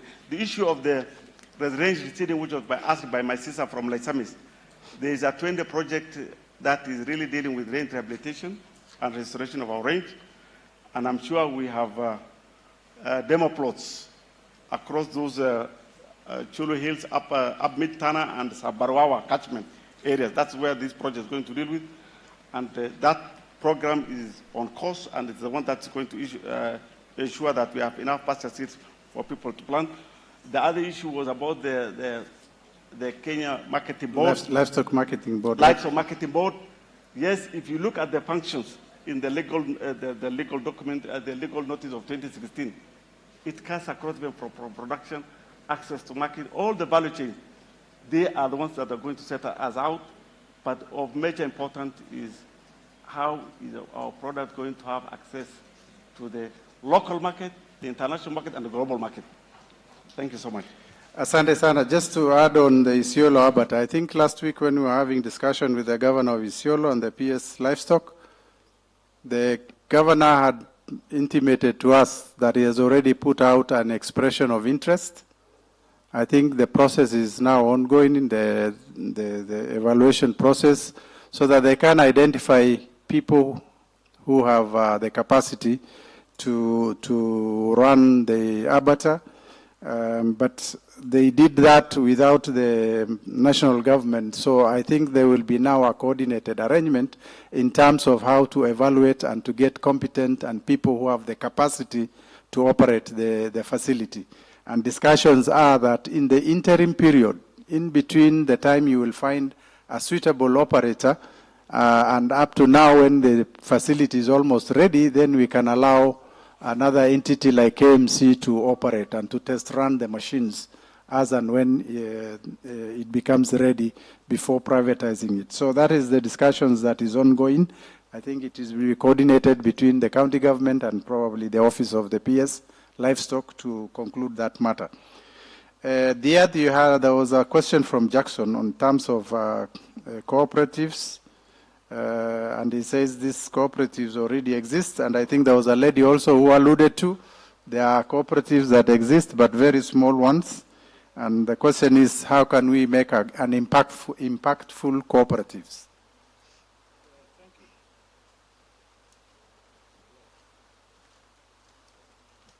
Thank you once again. On the question of cooperative, I think from Joseph from Marsabit.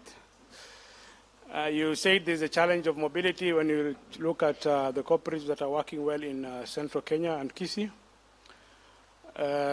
Yes, that is one of the issues that people have been saying, but the reality is we understand how mobile our communities are.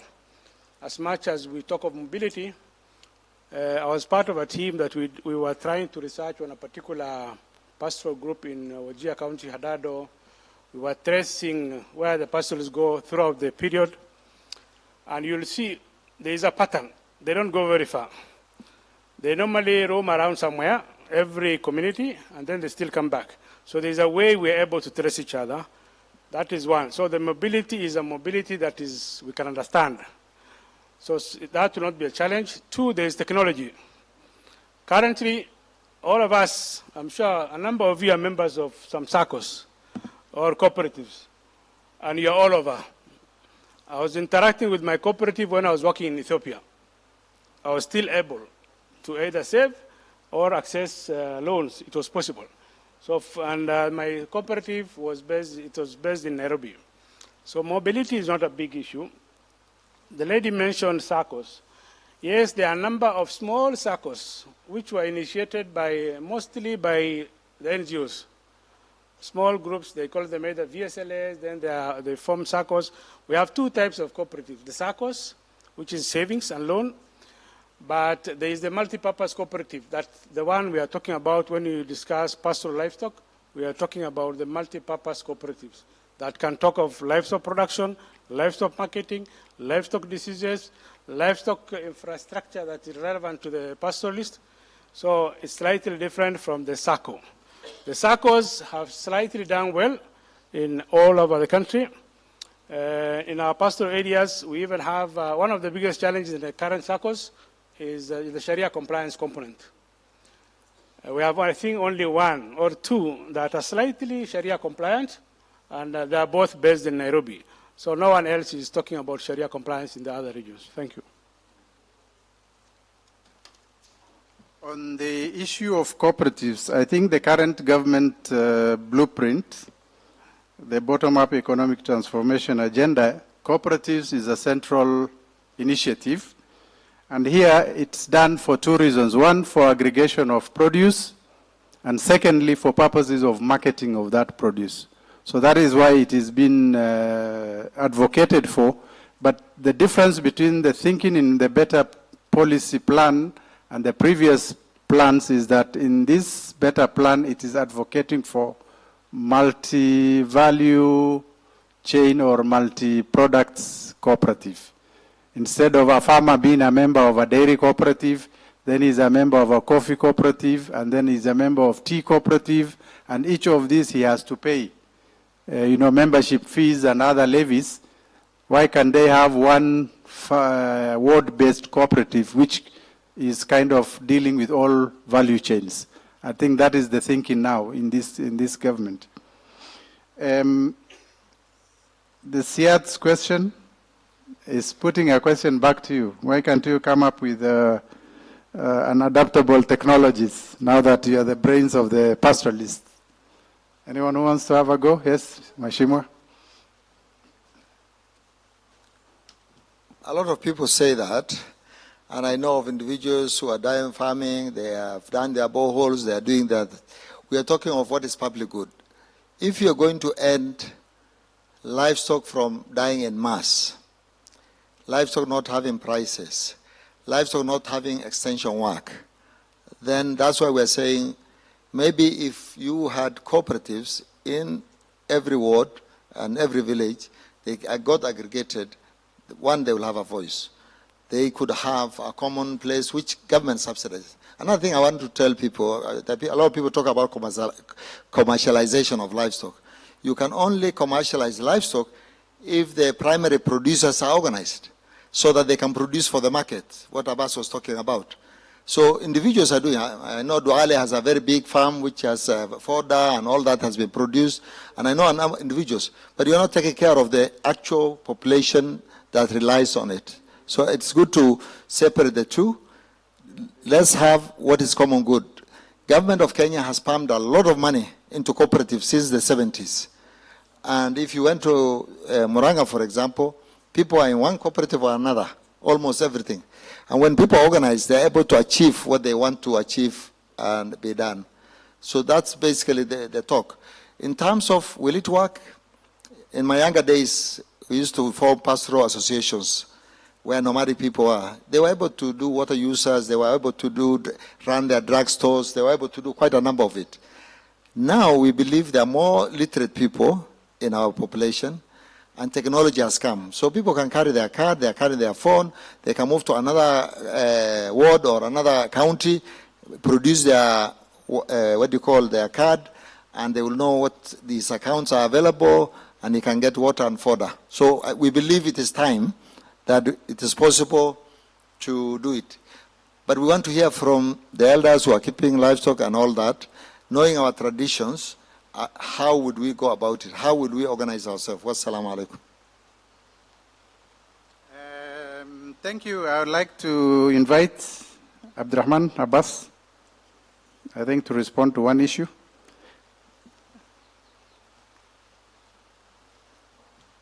Thank you, Professor. Maybe one. I think it's good to take mortgage challenge and find out also at the individual level, because I think the question you were asking was at our own.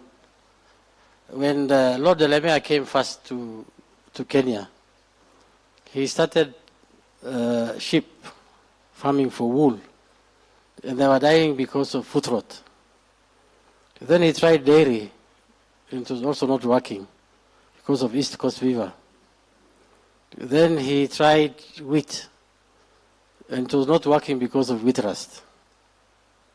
So he took his last loan from the UK and he came to Nakuru.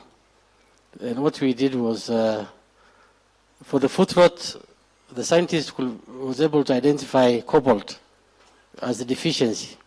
So the moment they were given mineral leak, the sheep was okay. For wheat, they did crossbreeding, and they got wheat which is rat resistance. And for ECF, they did dipping. That is the way Lord Delamere also became very, very rich in the long run. So it's a challenge, and I used to ask my colleague livestock production officers, is there anybody after retirement who has a dairy farm? And the answer of all of them was no.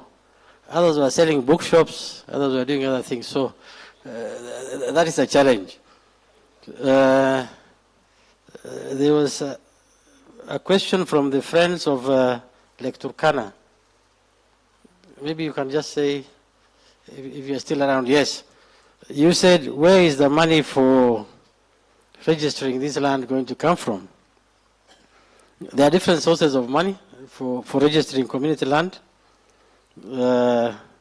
So maybe outside here, you can either talk to me or to Jarso, because at both levels we have some limited resource for community land registration. For the last 2 years, we registered 3, one in Garissa called Kamude, and 2 in Samburu. And this year also, some more in Marsabit to be registered, and some more in also Isiolo. We are also focusing on Lokicha. We are working with the Lokicha Action Network to register also one of the communities in Turkana. But the biggest challenge of community land registration is ourselves. There's a lot of politics in it, both good and bad. And if we can scale down on that, I think it will be okay. Starting from the name of the community land, sometimes it becomes challenging. Why this name and not the other name? The size is also becoming a problem. Some of the counties have actually put their inventory as either a whole sub-county or even a whole county. So I mean assembling 2/3 of your whole county. If your county is 1 million, for you to register, you need to assemble 2/3, which is 600,000 people in one hall, which is next to impossible. So it basically means you can't register that land. We have also other challenges. Even when the title deed is ready, there are orders from above not to issue the title deed from different sources. And it takes almost a year to release that title deed when it's ready. I hope we shall tone down our politics and do more meaningful registration of community land. And Isiolo, I think, is one of the areas we need to. We started with it, but so far we have not registered any community land. We have done a study using Dr. Achiba, and we shall release the findings in our next PLS workshop. But it can be done. Thank you.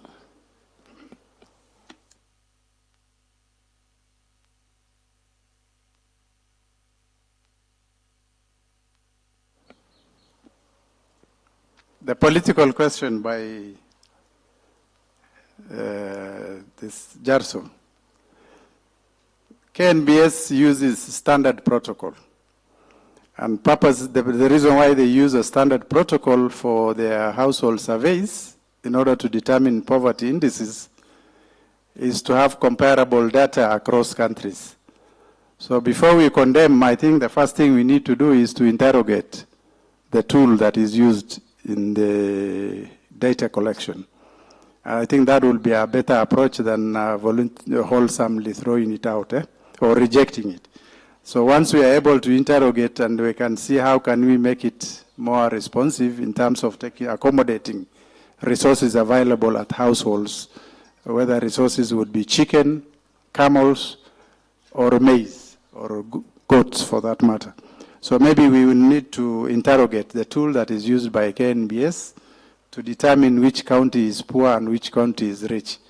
But one thing is a fact, that every time there is drought, the hardest hit are the ASAL counties. And so what is the level of preparedness that we should have in order to prevent losses? The issue of the land, I think somebody is asking about land grabs. I think tackling the Community Land Act would be the starting point in trying to handle issue of land grabs by multinationals.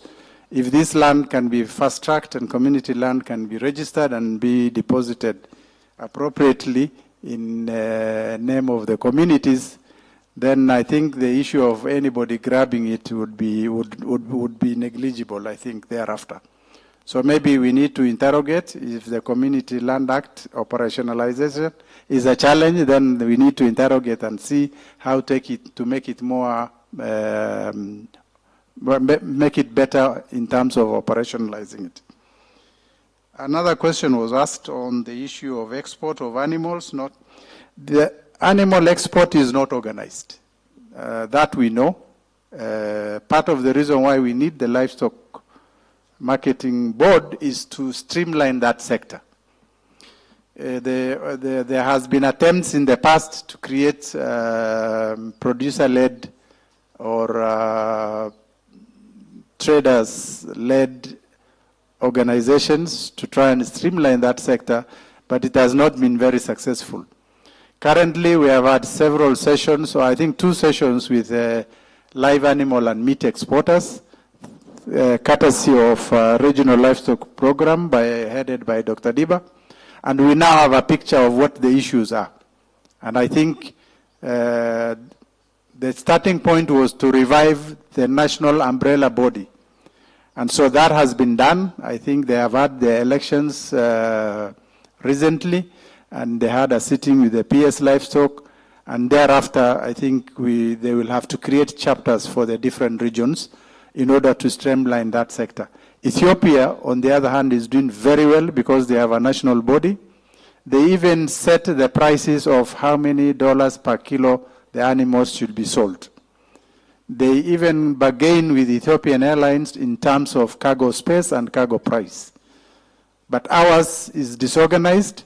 Some of our meat goes to Dubai and then it's converted to Pakistani meat or meat from wherever.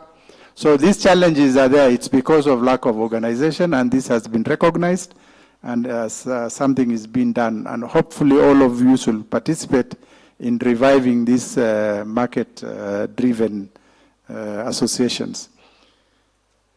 Can I go to round 2? Ama watu wamechoka? Mimi sijachoka. There was a question on county government's role in livestock. Isn't it obvious? Livestock is a devolved function, isn't it?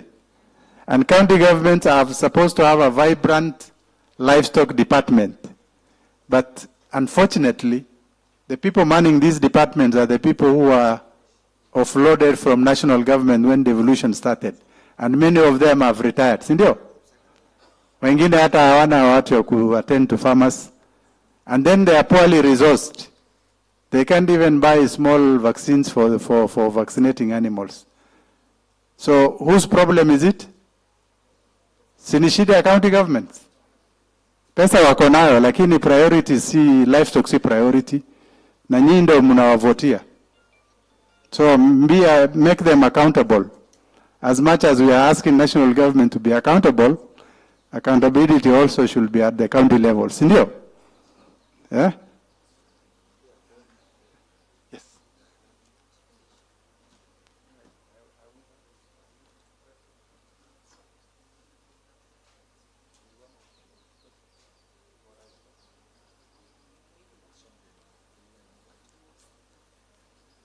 Ninaambiwa muda wetu umeisha. Kuna mtu ana one burning question? It has become now many. Ninaambiwa watu one burning question.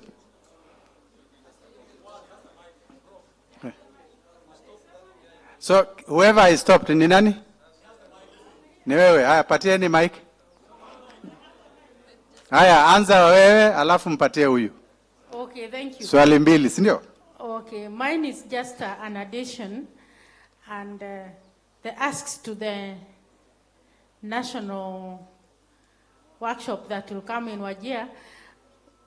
I would wish we ask that much as we want to improve the livestock sector, we include issues breeding, because you find that there is a lot of inbreeding in the assals.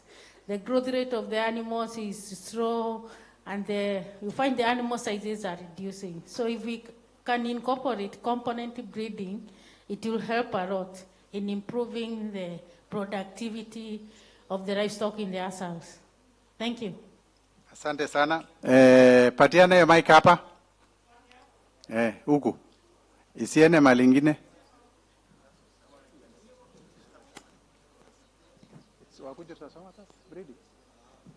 Thank you very much. My name is Mohammed Nur Korme from Moyale. Mine is a question and a recommendation maybe. The pastoralist communities have mainly been affected by floods and at times by drought. When you are not affected by flood, you are affected by drought. So, we require very sound policies that address the community needs. In these areas where the area which covers 80% of land mass of Kenya. The National Drought Management Authority has played a critical role, and I take this opportunity to thank Honorable Elmi, who headed that ministry, for the effort towards this. Now that there is a disaster management authority coming, what is our benefit for the pastoralists? What fits us better between the two? What is our recommendation in this meeting? As this is for policy purposes. Thank you. Asante.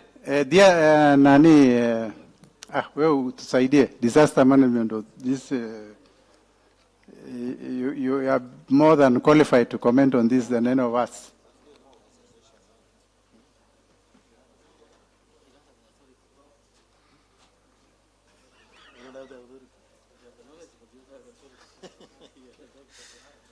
Okay, thank you very much. Just quickly to respond to that. Yes, it's a big conversation about the merger between the disaster and drought.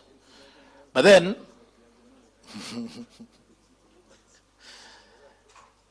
and you know what you are forgetting, I'm also an interested party. So, okay. So yes, thank you very much. That issue and the issue of climate change is there to live with us. And we acknowledge the issues of shocks associated with the climate change. And drought. For drought risk management, it has come over time. And that's why we thank Honorable Elmi for the efforts he has put across in terms of establishing the relevant institution.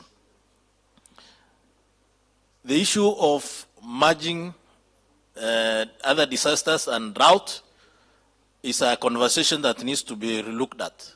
Because yes, we have covered under the establishment of the National Drought Management Authority and the associated institutions, like the National Drought Emergency Fund and other instruments that have been the ending drought emergencies, we've covered quite a lot of ground. And what is the implication of that in terms of now encapsulating it into a bigger disaster management? It means probably it will be relegated to a lower level directorate. That's a real thing. So do we want to go there? Or we want to continue on the milestones that we've been able to achieve over years? So that's what probably we need, and I don't have the answer. It's probably this forum that we should be able to look at it, what's good for the pastoral teams, and how has it worked for us. But the reality is climate change is there and will continue hitting us in terms of floods or in terms of drought and other associated shocks. So yes, it's a conversation. But the drought risk management has been well established, the early warning systems, the contingency planning, all those issues have been. But if we want now to go and have the same merge on Sashangwan fire, for example, or the collapse of buildings, will it have the same approach, or will it be of significance to the pastoralists in the northern Kenya? That's a discussion that probably we need to look at. Asante sana. I am told we have outlived our time. We will not be able to take any more questions. please, we are here. Follow each of the panelists and engage them one-on-one. I'm not sure if there is any cocktail or any opportunity for socializing. But since they are all around, please follow around and check with them whichever issue that you wanted clarified. I'd like to thank all the panelists who have been here, and I'd like to thank all of you for the patience and the engagements that we have had, and I wish to dismiss my panel. Thank you.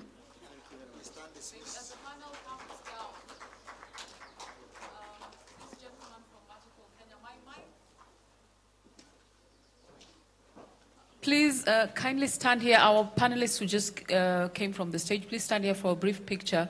We have a gentleman from Magic Kenya who wants to tell the story of the inaugural National Pastoralist Conference. So let's quickly take a picture. As all the moderators to prepare to come back on stage for a 3-minute submission on the key issues that were raised and the key asks, strictly 3 minutes because we're way past time. As they take the pictures. So I will ask our current moderator to stay on stage for this other session. We had Mr. Simba Gulade from NEDI, who was moderating break room 2. We had Mr. Augustine Lokwange Kale, who was moderating peace and security in breakout room 1. And we have Professor Abdi Guliye, who was here moderating livestock economy, role in boosting pastoral livelihoods. So as I finish taking that picture, the other moderators, please come.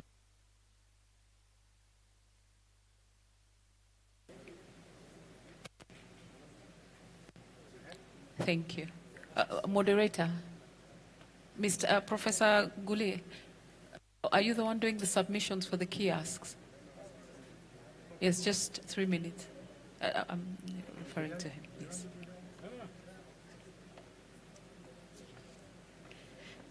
So as we wait for the other moderator to come on stage, just some brief reminders for tomorrow. We have a packed day.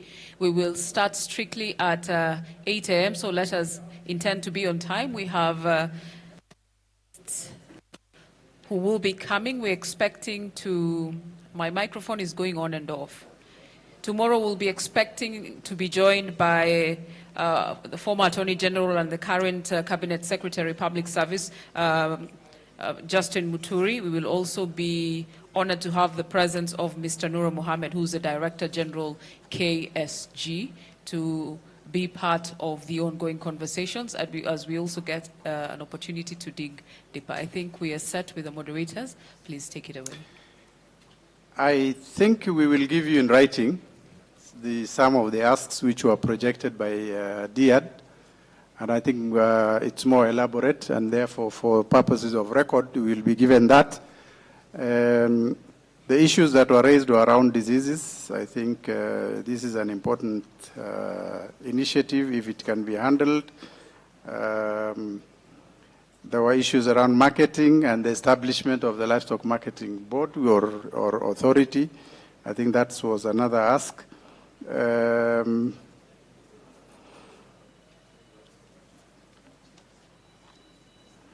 The issue around animal breeding, which was raised at the very end, is actually one of the asks which is going to be there to improve on animal breeding.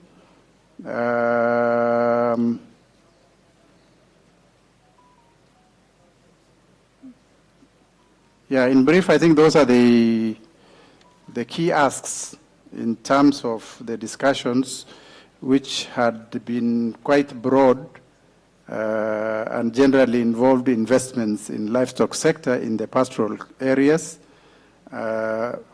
increasing investments in terms of capitation, having an elaborate disease control plan, increasing production and breeding as well, ensuring that there is proper breeding that takes place, and then organizing markets and marketing.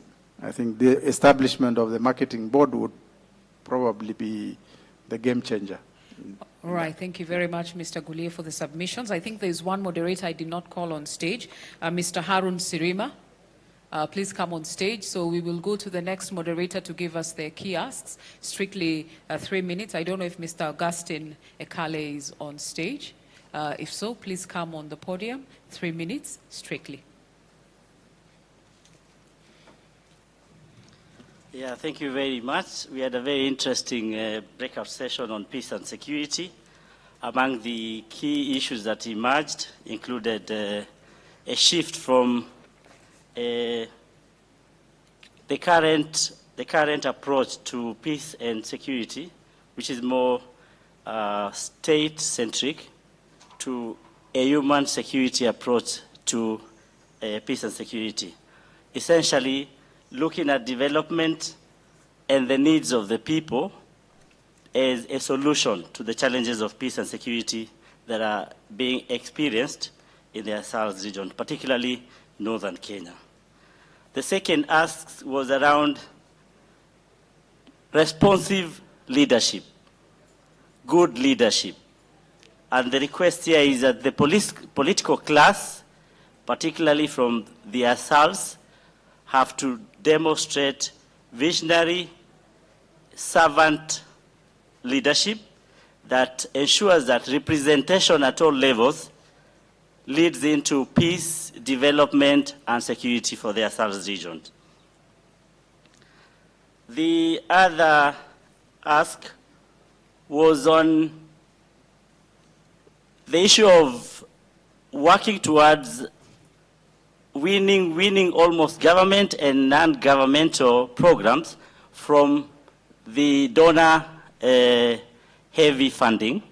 And this is around the agenda of localization and self-reliance, particularly between government and non-state local actors, as well as communities. And this was raised from the perspective that there has been a debate around decreasing donor resources towards funding gaps that exist, especially in government budgets.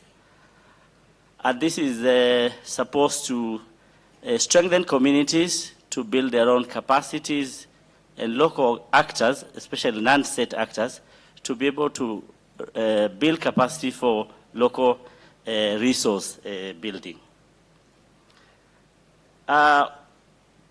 It was appreciated that the existing security logic, security philosophy has always been one that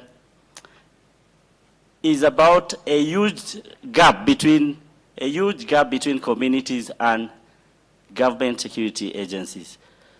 While we have policies such as community policing policy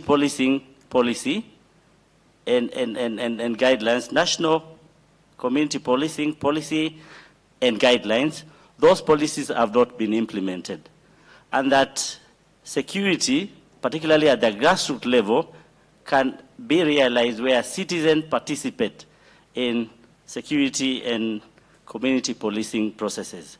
And this emerged from the discussion that SARS regions have kept relying largely on the KPR concept, and that much as that is serving the immediate need, but the broader implementation of the national community policing policy, that are structures that enable communities to participate adequately in local security and policing processes, that has been a challenge. It has not been rolled out, not in the previous regime, and the session felt that that policy framework requires to be implemented, and the role of citizens in security to be expanded as provided in that policy, but also the Constitution. It was also appreciated that we have peace building and conflict management frameworks that have been formulated at both the subnational level, which is counties, but also the recent review of the national architecture for peace. These two sets of peace frameworks clearly stipulate how civil society, government, and communities can work together to build peace among various groups in Asal regions. The ask is therefore that the reviewed national peace architecture, particularly the report that is awaiting to be launched by the President, be fast-tracked to enable implementation of that report, as it will strengthen peace-building efforts at the three levels, which is community, county level, and the national level.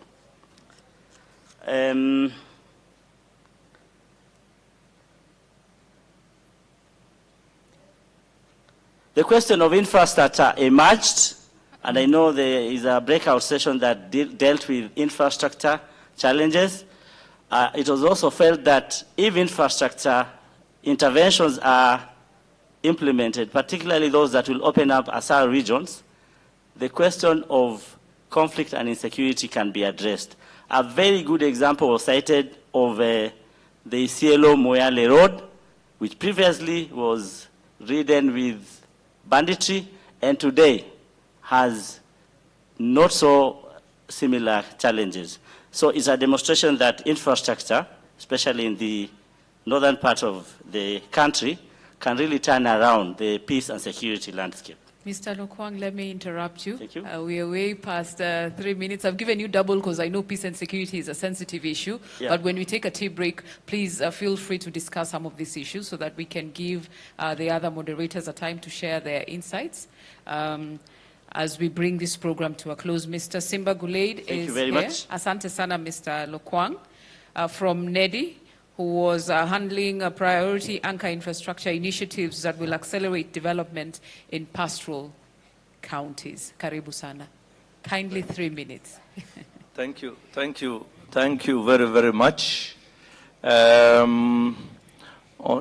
far as the breakout session 2 was concerned, we were dealing with infrastructure. I don't know whether my team is here, the team infrastructure break 2.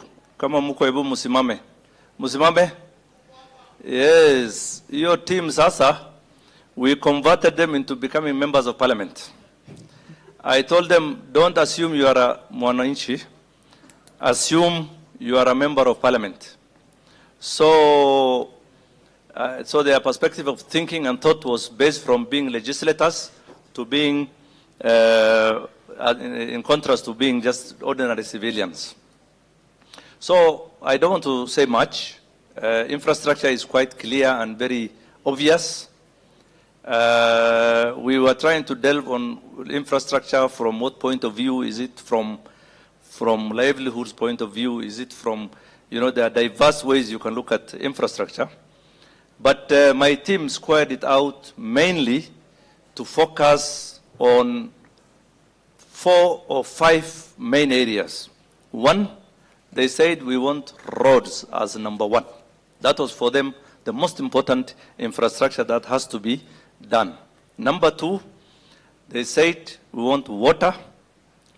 Number 3, they said we want electricity, particularly grid, connected to all the major centers of the Asal region. We discovered that there were at least 7 counties that are not yet connected to the national grid. Then they also talked about issues such as healthcare and also ICT infrastructure. There was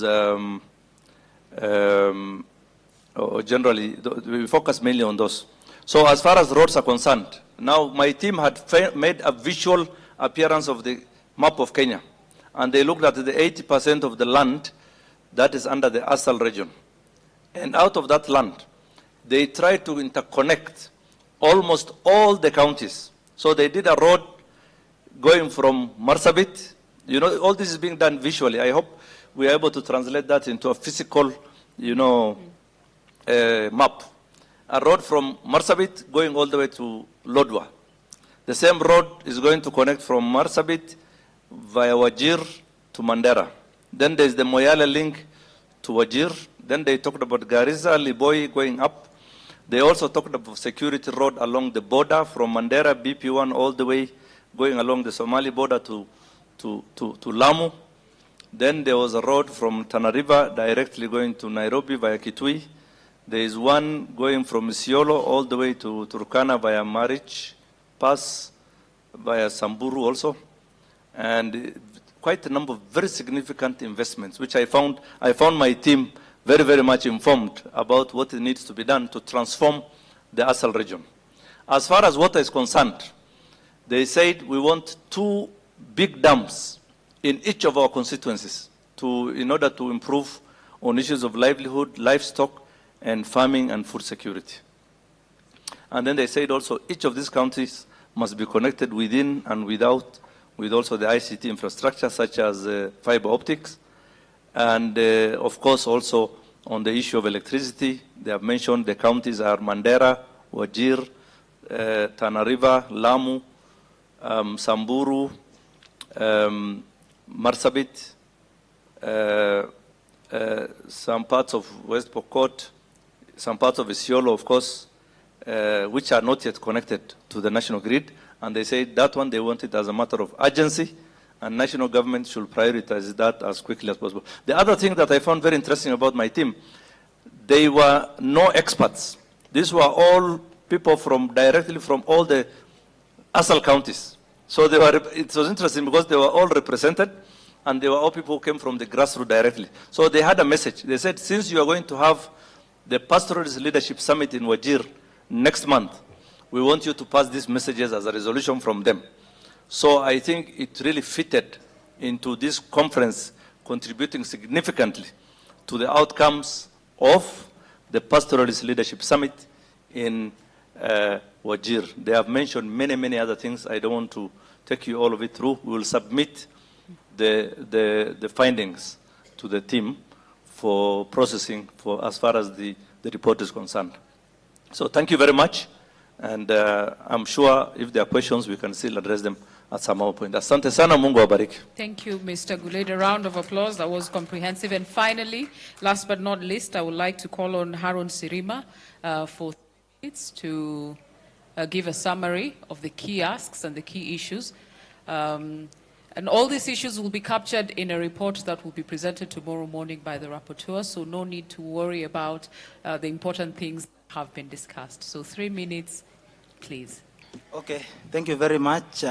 We were working on the human development, and part of our major focus was on education and health.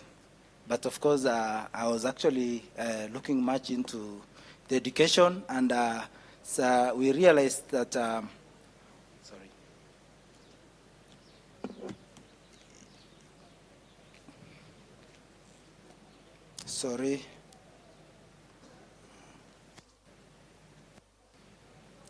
Okay, well, the guiding questions was how does the human development indicators of Asal counties compare to the national indicators, of course in education, health and life expectancy.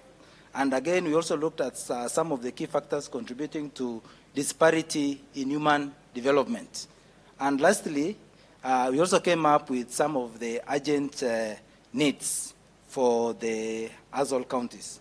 And some of the indicators that we looked into was the infrastructure in schools, especially in Asal counties. And that actually involves the wash facilities. We're looking at some of the people's to toilet ratios in schools, comparing the Asal counties and the national indicators. While, of course, we realize that the standards requires that 1 toilet for 25 learners, but of course, in reality, for Asal counties, we have 1 toilet versus 100 learners. And other indicators that we also looked into was the out of school, especially in the Asal counties. Some of the studies that was done found out that the majority of the out of schools, which totals up to 2.5 million, in Kenya, the majority is in the Asal counties, apart from like only 2 counties, that's maybe Bungoma and Nairobi. And we also looked at some of the, of course, the teachers-people ratios. In Nassau counties, you have very few teachers comparing to the numbers of learners, where at some other point, the Nassau counties are averaging to like one learner for one teacher for 77 teachers, as compared to the standard, which should be one teacher for 40 learners.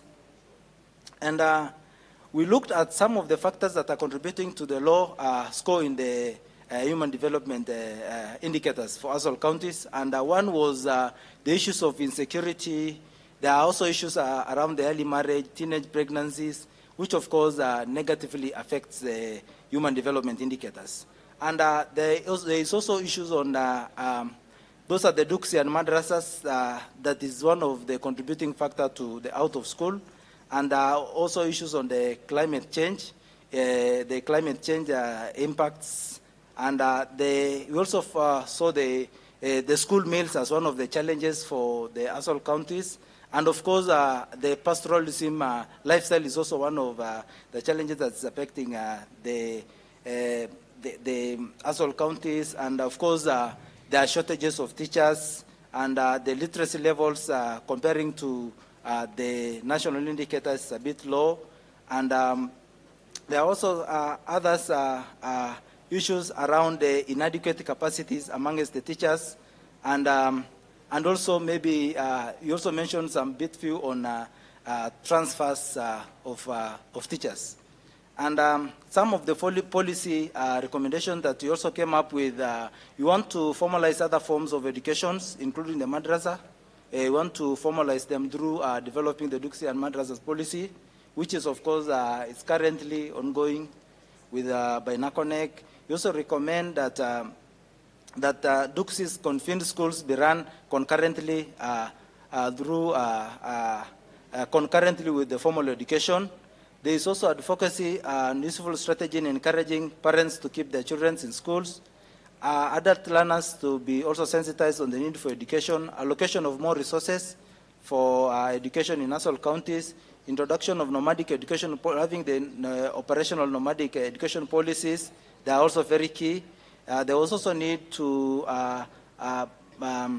balance, of course, the school sizes and the number of teachers, because we realize that most of the teachers are in the urban centers, while in the rural areas we do not have. There are only very few teachers. Mr. Serema, kindly bring it to a close. Just winding up, and they also require to the issues of the capacity of teachers, especially on the CBC, is also one of the key things that we're also looking forward.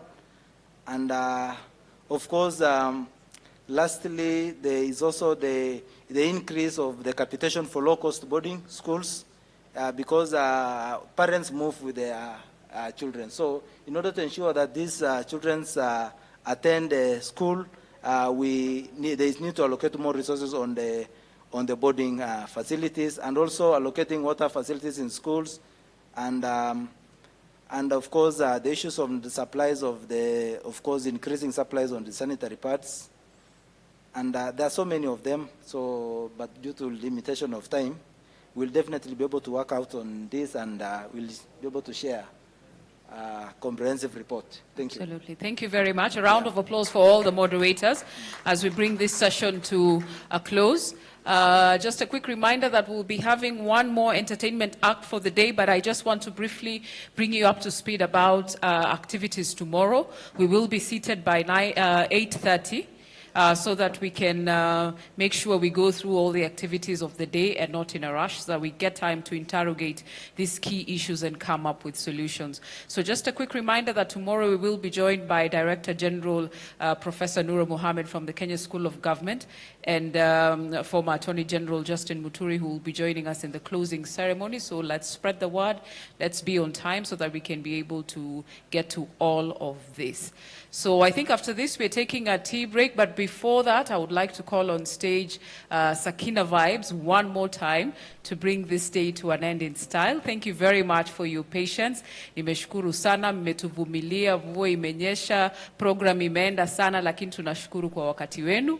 Muwe na jioni njema. My name is Resian Lebai. We'll see you tomorrow. Sakina? Thank you. Someone left their phone?